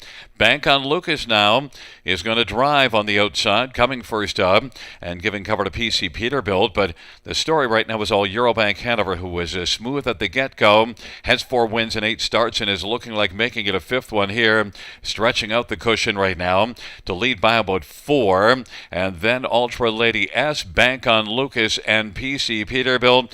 But Eurobank Hanover is still smooth as they come on down the stretch drive. Eurobank Hanover, Silky Sammy, and a smooth Eurobank Hanover is going to crush this field and win it under wraps. And then finishing second is Bank on Lucas, and then Ultra Lady S and PC Peterbilt. 156-3 for Eurobank Hanover.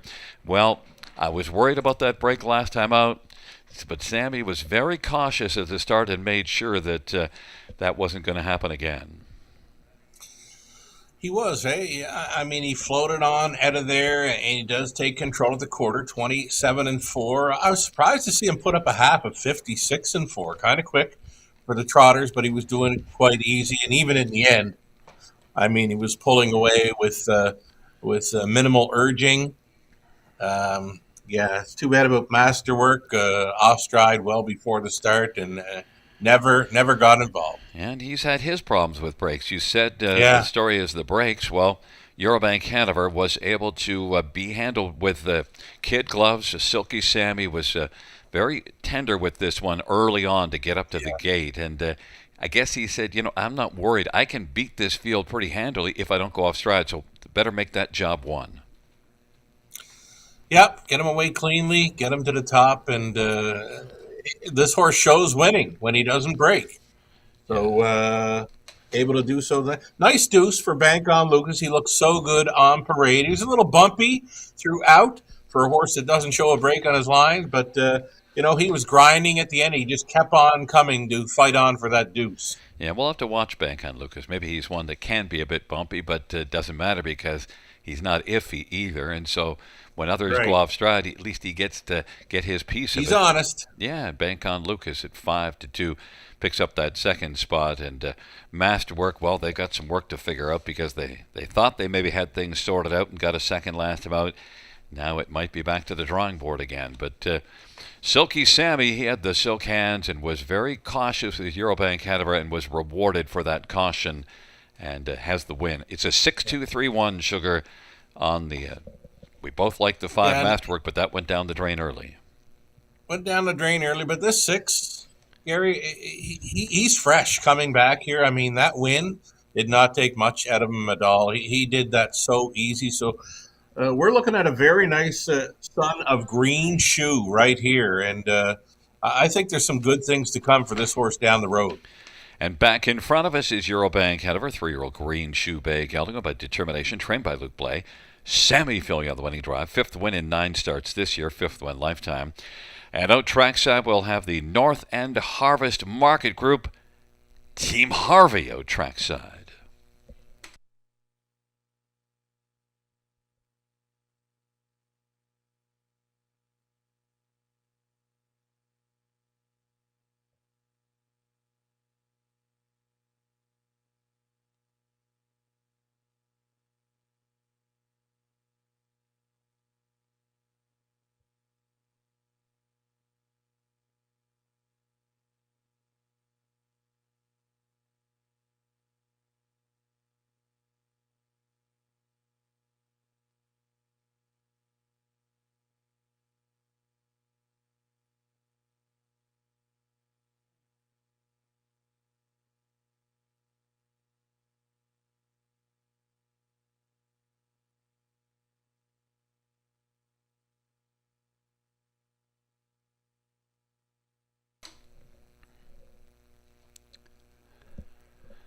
Seventh race payout €60. Bank Hanover, 510, 280, 240.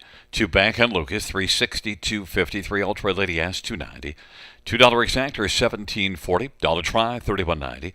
Dollar Super, 7305. 20-cent Super, 1461.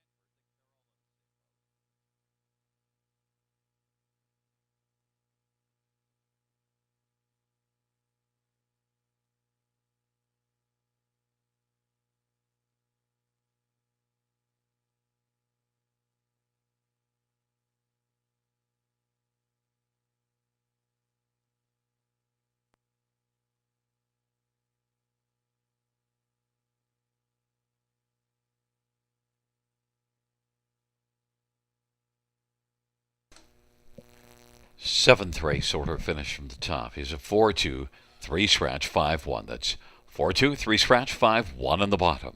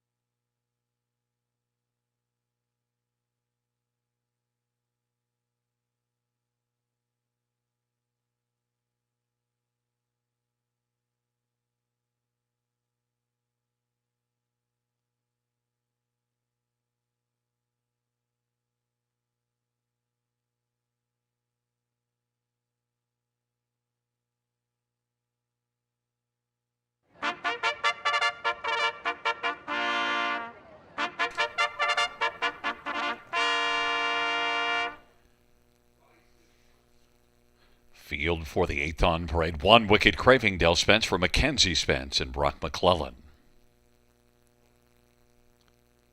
Number 2 Espresso Beans, Brett McDonough for Ron McDonald and Brett McLennan. Number 3 is Kathmandu Natasha Day for Peter Corrin, Don and Heather McGregor. Number 4 Justine Ray, Sammy Filia for Francis Guillemette and Michel Letendre. Number 5, Marlene's Legacy, Jason Ryan for Chantel Mitchell and Howard Taylor and Judith Taylor. And number 6, Stone Sawyer, Austin Sawyer for Anthony Beaton and Robert Bridges. Field of 6 with the 7 scratched.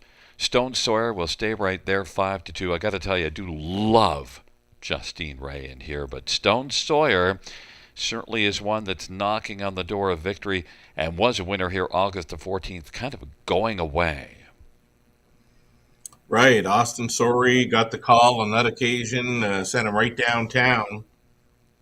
Daughter of McWicked here, 54-1 was the latest victory, but has gotten over Grand River Raceway this season in 152-4. So for me, top selection all day right here.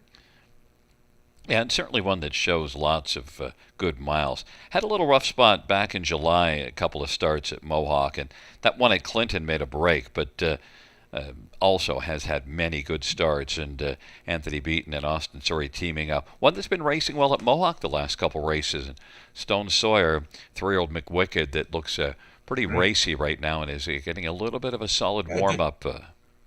Kind of missing in those latest two, Gary, at the big track as well. Yeah, and those were solid. 53-1 second, Beaton just ahead. And but look, I told you I love Justine Ray, and that last race, Three Rivers 55-3. Well, no comparing Three Rivers speed to Woodbine or to here for that matter. And this is one that certainly has raced well in the Prospect Series. I saw this one up at Georgian win up there, but also won a Prospect Series at Leamington, crushing a field. In fact, was second in a grassroots at Dresden on Industry Day, not their Industry Day, but ours, but did it from way off the pace. There's so many positives with this one. And also, look, that August the 30th line at Georgian, that was a non-winner as a 3, and look, came from out of the clouds from the parking lot from post 9 to finish third. Justine Ray, I just love this one in here. Yeah, you might be onto something here. I mean, nothing wrong with her record, 10-for-13. Top 3 finishes, nothing but first, second, and third throughout the program lines. Product of the London Classic yearling sale here. She's a gray, and you can go back in her family. She's got some log. Old gray warrior log would be in the family mix here. And Justine Ray, for sure, worth a look, leaving right behind the car. Appears there is some gate speed to work with, so that'll be interesting to see right off the hop. Yeah, and this Justine Ray is a little bit thin-looking, kind of leggy as you describe them, but has a lot of overall get up and go. But also, it's Sammy Filia, Francis Guillemette. I think that's a combination that wins. I know Austin Sorey, Anthony Beaton's a good combination. I like my combination as well. Those are the top 2. They're both at 2-1. Number 2, Espresso Beans, is one that, what's she done okay this year? 7 out of 13 in the top 2. Nothing wrong with her in here. She does have some nice miles. Great check getter. 8-for-13, top 3, including 4 victories. The light best over Georgia Downs, 56-1. She's a top 3 threat with these. And look at last race, suffered early interference and had to come first up and was able to get into the pocket then. Beaten only 3/4 of a length. Espresso Beans, certainly one that has to be a consideration, 7-2. And then number 7 is scratched. So where do you want to go elsewhere? What about Kathmandu? Is that interesting? Let's go with Natasha Day. Yeah, I think that's Natasha Day with Kathmandu. Look, this is one that's made the top 3 right now in 8 out of 18, so there's enough there to look at this one. Sarnia didn't work out well, but let's see. A Prospect Series was 4th. Justine Ray won that day at Leamington. Yeah, Kathmandu, we watched her quite a bit in London. Not a whole lot of early gate speed to work with, but if she can stay close, she might have a little bit of a kick on the end. She's taking some late action here now at 6-1. I think she's just a fringe player, though, clearly, because I think that the first 3 that we mentioned, I think it's between Justine Ray, Stone Sawyer, and then Espresso Beans is probably the next one in line. I think it's pretty clearly those 3. But, I always love to split the top 2 because the money has come hard between the 4 and 6, so I want to get somebody in between them. I thought it's Espresso Beans, but maybe Kathmandu, maybe Natasha Day can pull up and split them. Yeah, she could be the price player here. And, I'm loving me some Justine Ray. You're with Stone Sawyer, and the fans are with you. We'll find out. So far this evening, I got to say, people should be paying attention to your picks and not mine. Mine have just not been all that sharp, but Yours have been pretty outstanding. Wicked Craving, Espresso Beans on the inside, Kathmandu, Justine Ray in the center, Marlene's Legacy, Stone Sawyer to the outside, Field of Six, race number 8.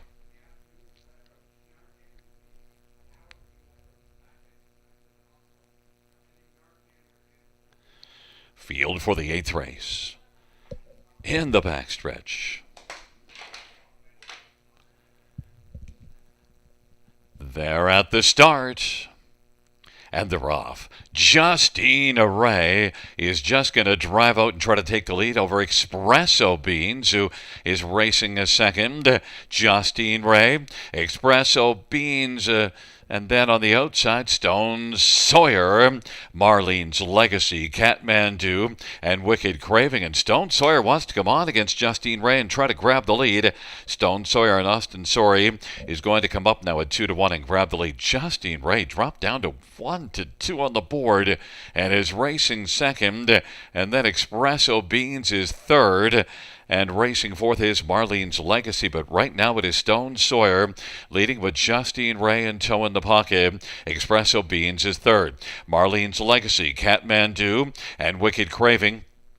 27-second opening quarter, and it is Stone Sawyer and Austin Sorry who's got the lead, and Justine Ray is just riding along in the pocket. Marlene's Legacy is getting up a little bit closer right now, though. Then Espresso Beans is fourth, and then Kathmandu and Wicked Craving. Stone Sawyer, half of 56, a 29-second split, and it is Stone Sawyer on the outside. Marlene's Legacy, Justine Ray, and Sammy Filia being driven patiently along in the pocket, hoping to pounce on Stone Sawyer late. And then it's Espresso Beans and then Wicked Craving. Kathmandu is going to have to do a lot right now from a trailing spot. It is Stone Sawyer's leading.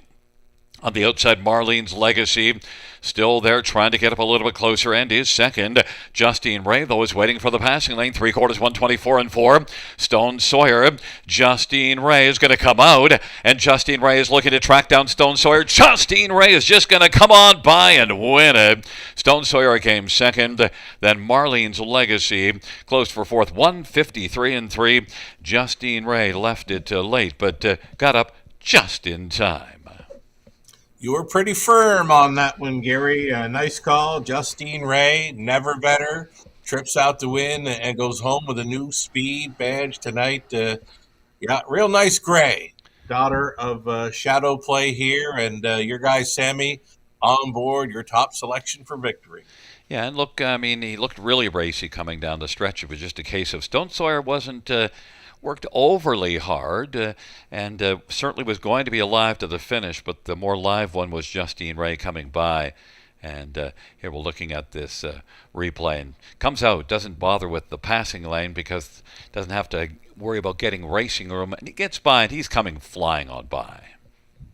Yeah, the front two were definitely heads above the rest of them in there. They just took off in that final eight. It was a pretty good sprint, but the best trip won it. Pocket ride to victory there.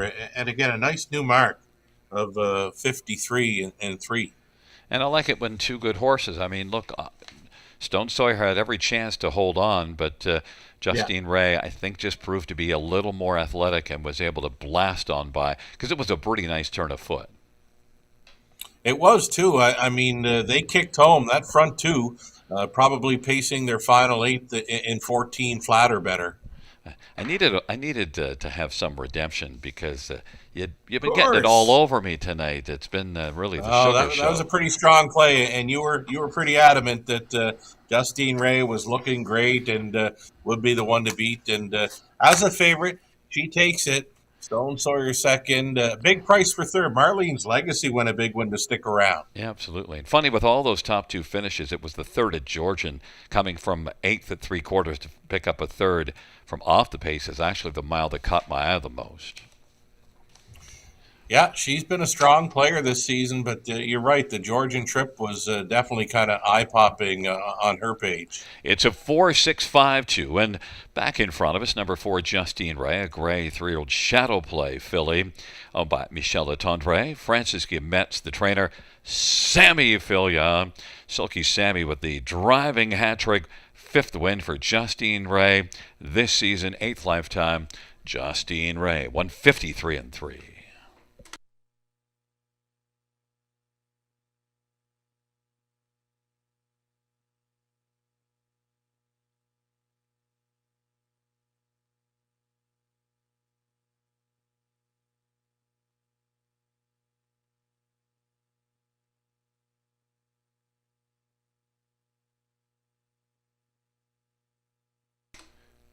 Eighth race payouts for Justine Ray, 310 to 2210. Six Stone Sawyer, 310 to 75. Marlene's Legacy, 690. $2 exactor, 760. Dollar Try, 2015. Dollar Super, 36.70. 20-cent Super, 734.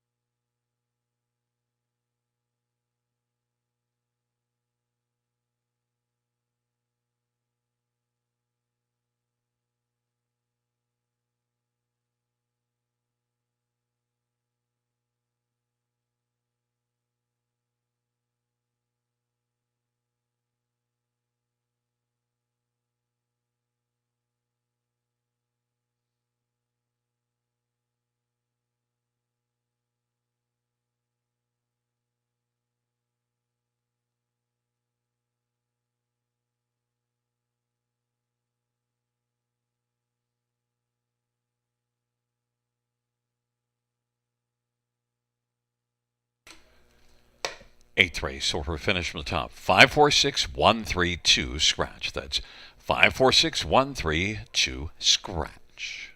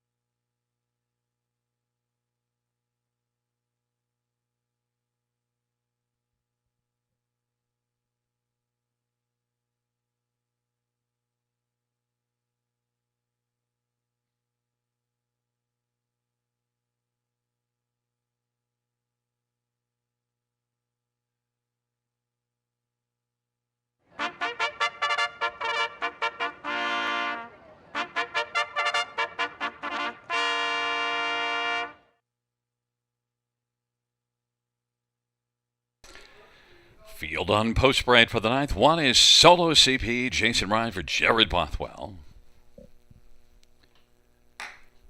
Number 2 is Miss Universe, Sammy Fillier for Chantel Mitchell and Flo Gosselin. Number 3 is PC Chattahoochee, Garrett Rooney for Curtis Clements and Amy Clements.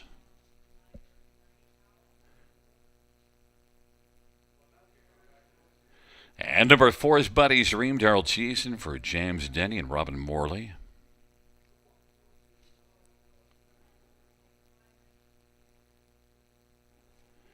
Five is Sweet Emily T. Mark Etzel for Lindsay Turner and Don Burnett. And number 6, Eternal Embrace, J.B. Renault for Julie Walker and Murray Ferguson Jr. Field of 6, race number 9.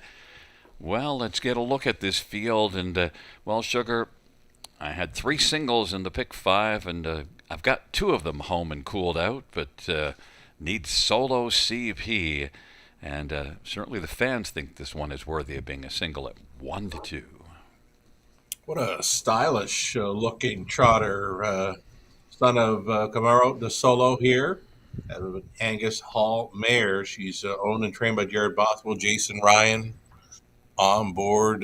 Again, looking very sharp, very stylish. A 1-2 favorite, and likely deservedly so. She's only got the one blemish on her card, and that was in September of last season. She's got clean lines throughout her 2025 starts, and comes in off a 54-3 victory, just 2 back. The one and only win for this one. Likely a single for many in the multi-legs here late at the river. Yeah, head checked up high and ears up and very attent. And Solo CP, certainly one that has enough credentials to think that this one could be a big factor, and was really competitive in a grassroots at a Mohawk last race, beaten just 3/4 of length. Look at the back half there, a 27-4 third panel and a 27-3 final panel for a 55-2 back half. Yeah, some pretty good horsepower here under the hood, and I just like the look of this one. I don't believe I've ever seen this one race before, but I'm looking forward to this one tonight. He looks great. And Buddy's Dream is one that, even though when you look at that last race, 7th, but beaten only 2.5, 27-4 final quarter. Yeah, that was it for me. There wasn't a whole lot in here that I was liking behind the one, but I figured Buddy's Dream would offer up a pretty good price. Daryl Cheeson reuniting with this one. He was on board for a 3rd and 4th best finish early August at Grand River Raceway. Buddy's Dream offering up the longest shot on the board price right now. So I'll take that one all day on the back half of the exactor. This one had a nice 3rd here in this exact same class August the 1st and did it from off the pace. So we'll see what the plan is. Has a couple of wins on the year. Daryl Cheeson drives. I thought that number 2, Miss Universe, is one that would take a fair amount of money and is actually now the second choice on the board. Now, look, excellent form, but moves up one level, but certainly is bringing in the form. Bringing in the form, and then you've got that Sammy Fillion, Chantel Mitchell combination that we've mentioned over the last month or so that has been very strong here. So for Sammy and Chantel, for sure, a top 3 threat all day with these. Yes, Sammy's got already 3 wins on the night and looking to just pile on. He's got that driving average up to a 313, and I mentioned earlier Chantel Mitchell, about a 30% win average. So Miss Universe has got some strong connections. And this is one also, London Classic Yearling Sale, 34,000. So I think the people are pretty happy that they've got this filly, because it looks like, sometimes these trotters are a little later developing, only had a couple of starts as a 2-year-old. But if you look at the recent miles, I think this is going to be a really nice muscle mass filly. Yeah, she's really starting to come around, right? Especially in her last 3 outings, a pair of wins, plus the runner-up finish in the latest. So always good to see when folks spend some good money at a yearling sale anywhere. Things are ramping up for those sales all over North America. I know Lexington's coming up, the London Classic Yearling Sale. They've got one down in Prince Edward Island as well. So when folks spend the good money on those yearling, it's great to see them come around when they're off to kind of a weak start. But the Miss Universe certainly coming around lately. And PC Chattahoochee has more experience, 14 career starts, and well, that last race was a pretty nice experience. Pretty good deuce over Grand River Raceway and showed some gate speed as well. Garrett Rooney gets offered up the catch driving assignment here. She's kind of hiking up. I'm not sure Looks if pretty she's being bothered by anything, but maybe she's just amping herself up here right on the bit for Garrett Rooney. It'd be interesting to see if she wants to maybe not mind her manners here, just kind of tossing her head a bit, but you know what it she's is? Looking all right. I took her for second. You took her for fourth. She's bothered by you not taking her in the top two. That's bothering her. Don't let it bother you. Chattahoochee. Don't let it bother you. It's a solo CP Miss Universe on the inside. PC Chattahoochee and Buddy's Dream in the center. The outside, Sweet Emily T. and Eternal Embrace. It's a field of 6. It is race number 9 on a fabulous Friday as we are gathered at the river.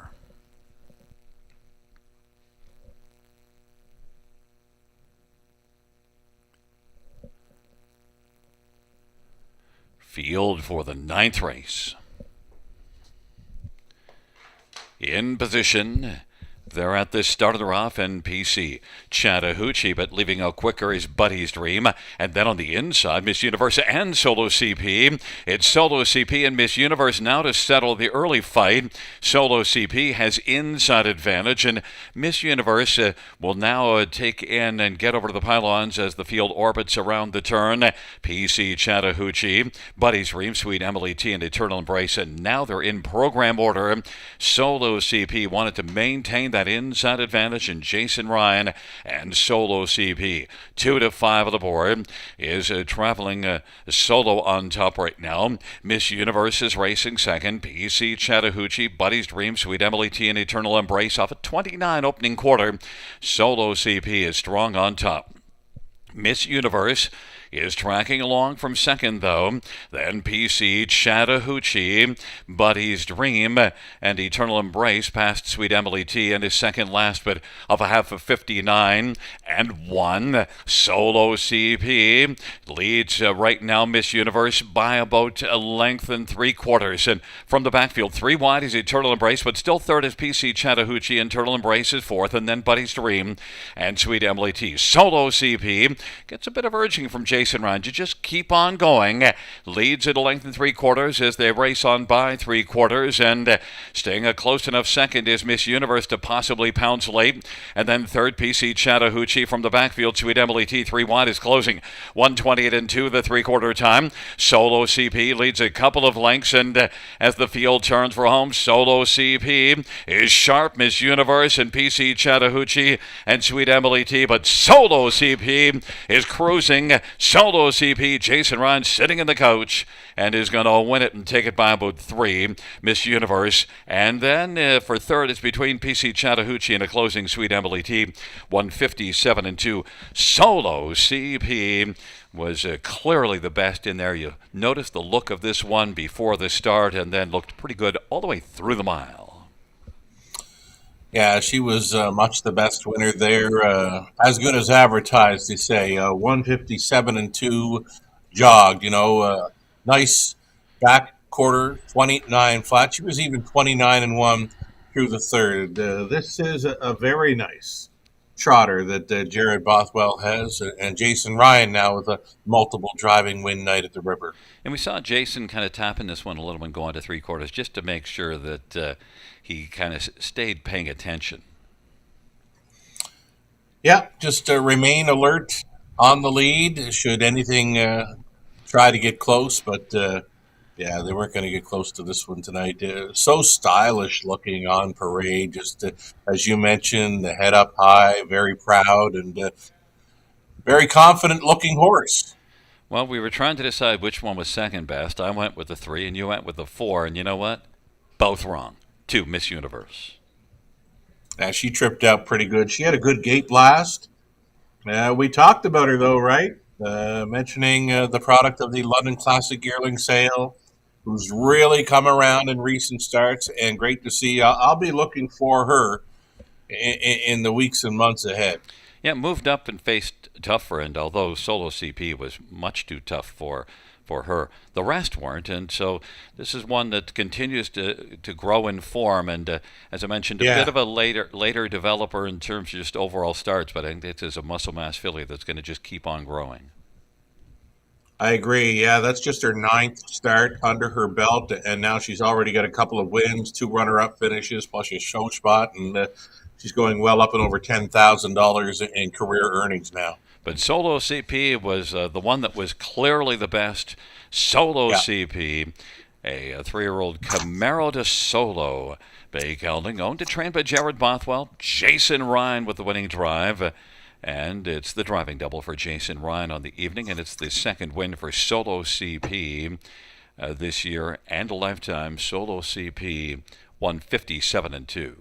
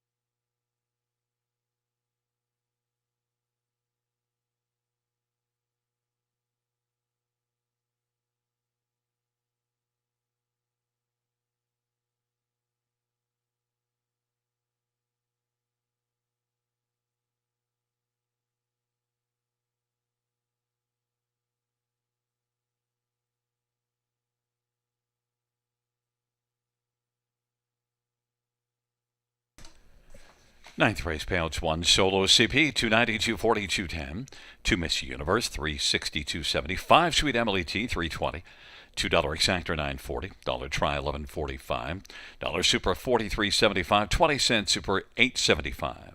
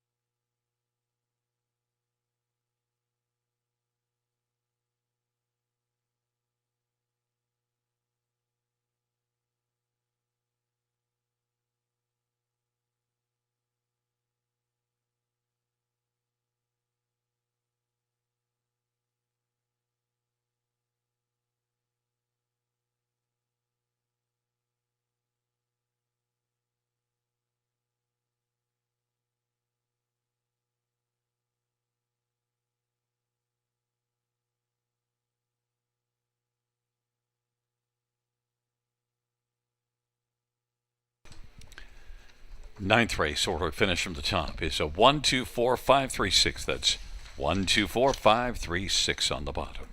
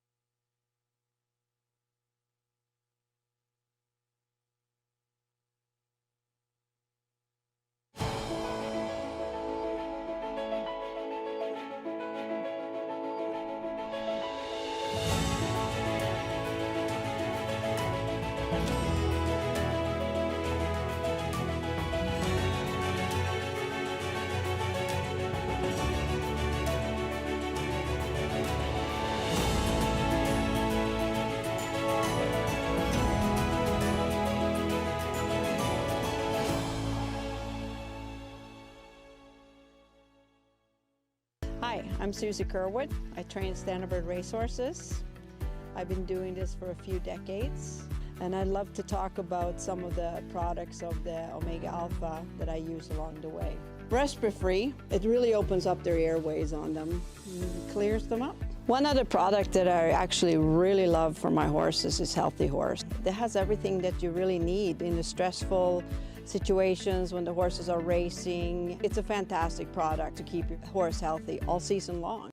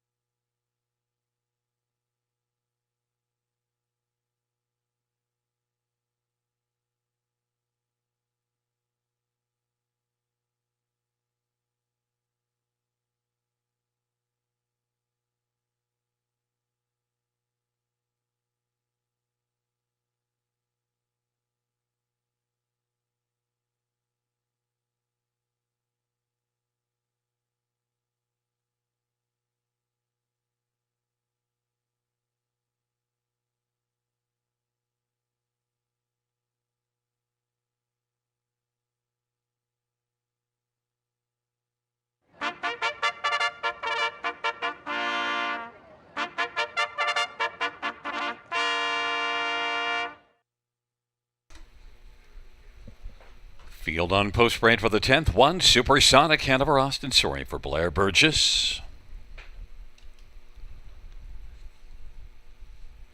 Number 2, Wheelin' and Steelin' George Ketros for Mary Ketros. 3 is Lockdown Romeo Bruce Richardson for John Holding and Morley Bosworth. Number 4, Magic Dealer J.B. Renault for Julie Walker and Oakley Farm.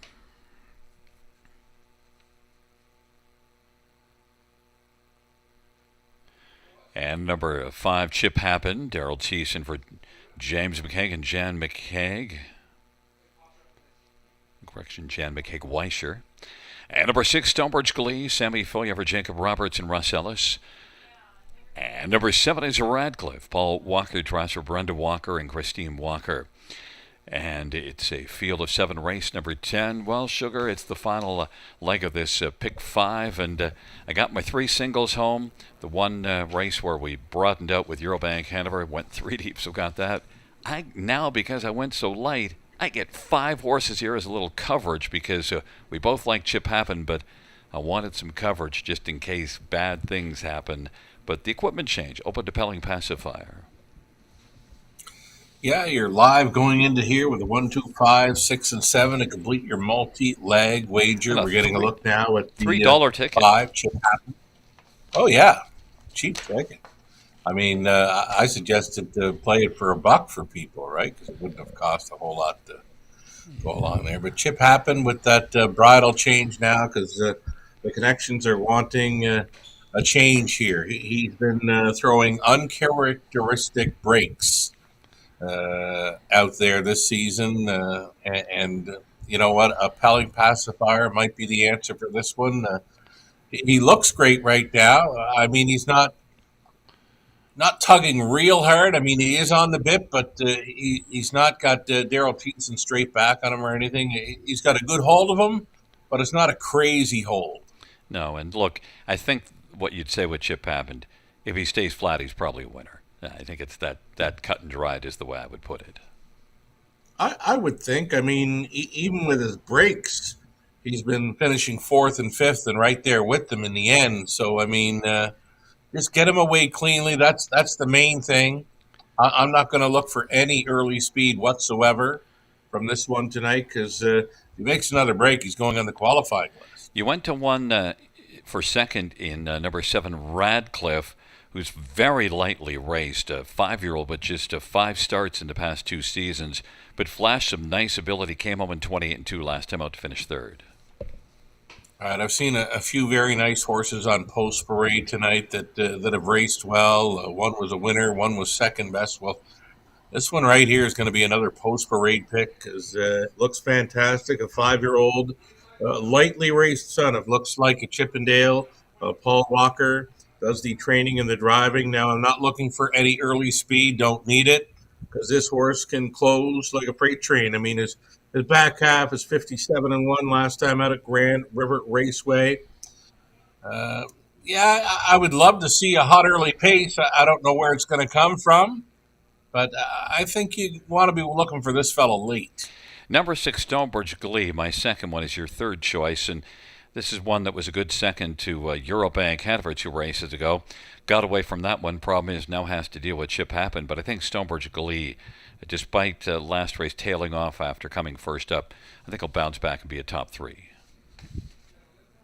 Yeah, I've got all kinds of time for Stonebridge Glee. I've likely put him in my selections 90% of his races this summer at Grand River Raceway. Just a fine-looking son of muscle mass, and picks up Sandy Filion tonight for trainer Jacob Roberts. Great check getter. Just needing some kind of trip. He doesn't get the best of trips most times, and that's been the trouble of not hitting the winner's circle all that much. He does have 3 wins this season, but if he could ever find like a great trip, like sit second with some speed to chase and just use him coming home, I mean, he's a really nice trotter. There's the one, Supersonic Hanover, likely to be forwardly placed. Doesn't close the deal, but hits the board, especially the top 3 often. He is a great check getter, and that last start, is likely one of his better ones on the season. Finishing second, closing quarter 28-1 for a trip in 57-4. That's probably one of the best miles I've ever seen him go. So going in the right direction for trainer Blair Burgess. Number one, Super Sonic Hanover. Probably your best price play. Well, he's just taken a little late action now. He's 5-1, flipping to 7-2. If he can hold that value, pretty good play right here. We both have the same top four in slightly different orders, but then I went to Wheelin' and Stealin' for fifth, and you locked down the 3-horse, Lockdown Romeo. We'll see which one of those could maybe get onto the ticket, but we like the same top before, and we both have Chip Happened. There we go. If he can stay flat, he's smooth right now. And it is a field of 7 for race number 10. And they're at the start of the rough. And it is Wheelin' and Stealin' right now. Our quickest of all, Lockdown Romeo. Supersonic Hanover, again forwardly placed, in fact, is looking to come on and grab the lead. Wheelin' and Stealin' second. Lockdown Romeo. Then Magic Dealer. Chip Happen relaxed away fifth. Wheelin' and Stealin' went off stride. Stonebridge Glee. Radcliffe second last. And Wheelin' and Stealin' is trailing. So Supersonic Hanover has the front right now, and Lockdown Romeo right now is locked into a pocket trip, and racing third is Magic Dealer, and then Chip Happen, the 1-2 favorite, is just being driven cautiously still and is on the inside, biding time, and now is going to pop out. Chip Happen is moved out and is working first over and is going to come on aggressively with Stonebridge Glee on his back, and then Radcliffe and Wheelin' and Stealin', who made an early break. 27-4 the opening quarter. Supersonic Hanover, Lockdown Romeo. Chip Happened is just gradually moving up on the outside and getting closer with every stride. Now is coming on the outside, not getting urging, and yet is still doing a lot by himself, but has to work hard because Supersonic Hanover is getting away a little bit. Chip Happened is up to second. Lockdown Romeo third, 57-3 halftime, 29-4 second panel breather. Supersonic Hanover. Chip Happened is able to get second and get over to the pylons. Still has to make up about 3.5 lengths, and then Lockdown Romeo, Magic Dealer, Stonebridge Glee, and Radcliffe in 3/4 was 126. Supersonic Hanover. Chip Happened has got a lot of work to do because Supersonic Hanover continues on. Supersonic Hanover and Chip Happened as they come on down the stretch ride, but Supersonic Hanover can put down the landing gear now, I think. Supersonic Hanover is going to win. Chip Happened will be second. Then it is Radcliffe and Lockdown Romeo, and Stonebridge Glee 156-3, and Supersonic Hanover, I said, gets out close to the pace, but just doesn't finish the deal. Well, you know what? I take that back. Yeah, I like that last line. I mentioned probably the best I've ever seen him, and right now, that is the best winning time he's ever. He just shaved 5 seconds off his lifetime best, which he took in London this spring, 201-4, down to 156-3. So, yeah, we love the way he was coming into tonight off of that last effort because he had never showed 28-1 on the end of his miles. Well, tonight he goes downtown. I mean, 28-2 speed through the third when Chip Happen, the favorite, was making his best move. He just couldn't make it up on this fella tonight. Supersonic Hanover was on go. Well, and the difference, too, is Darrell has to be careful with this one early. So yeah, he spots Supersonic Hanover enough distance that Supersonic Hanover, considering how sharp he was, could take advantage of that distance. I imagine if Darrell could drive Chip Happen much more aggressive early, then it would be a different outcome. Well, he's got that clean line now, so maybe next time Chip Happened with the Pelling pacifier on maybe shows that early speed, but there was no shot. There was no need to go on out there and with the early speed and you know what, go on the qualifying list. The clean line was the main idea for Chip Happen tonight. And that discount pick 5 at $3 gets a 7-2 and a 1-2 one off the ticket here, so that can help it be a decent ticket at $3 to cash in. Yeah, I might just do a little surfing here for a bit and see what we're coming back here at. It comes back $10 on a 20 center, $50 on the dollar play. The pick 5 coming back at about the same. There you go. Well, listen. $10 for the 20 setter and $50. So the pick four was the way to go there late for the multi-leg. I made it cheap, and I needed to go cheap because it didn't pay a ton. But you got the first pick 5, so at least I had to get the second one. And Supersonic Hanover. There you go. By the way, we will talk to you on what day is today, Friday? We'll talk to you on Monday. Sounds great. There is Supersonic Hanover. Austin Story with another winning drive. The hat trick. Supersonic Hanover 3-year propulsion. Brown Gelding, owned by Burgess Racing, and Charles Foster and Timothy Mansfield and Stuart McEachern. Blair Burgess, the trainer. 3rd win this year for Supersonic Hanover, 4th lifetime.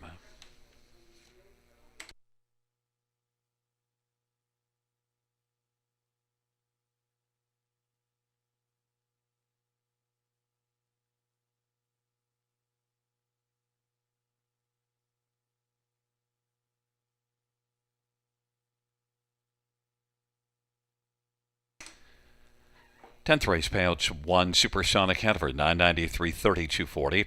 5 Chip Happen, $2.50, $2.30. 7 Radcliffe, $4. $2 Exactor, $22.70.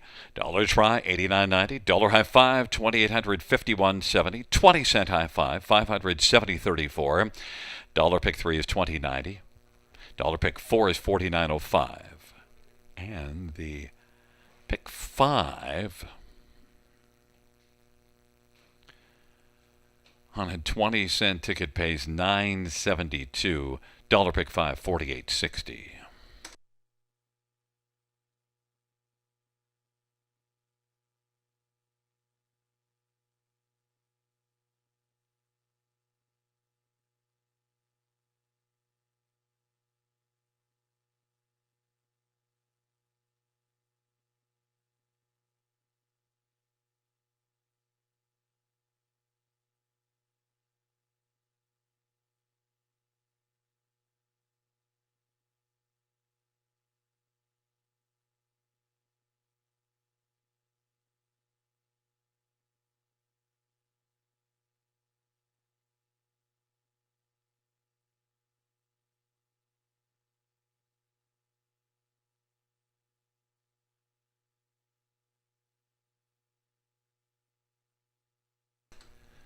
Tenth race order finish from the top is a 174-6253 scratch. That's 174-6253 scratch on the bottom.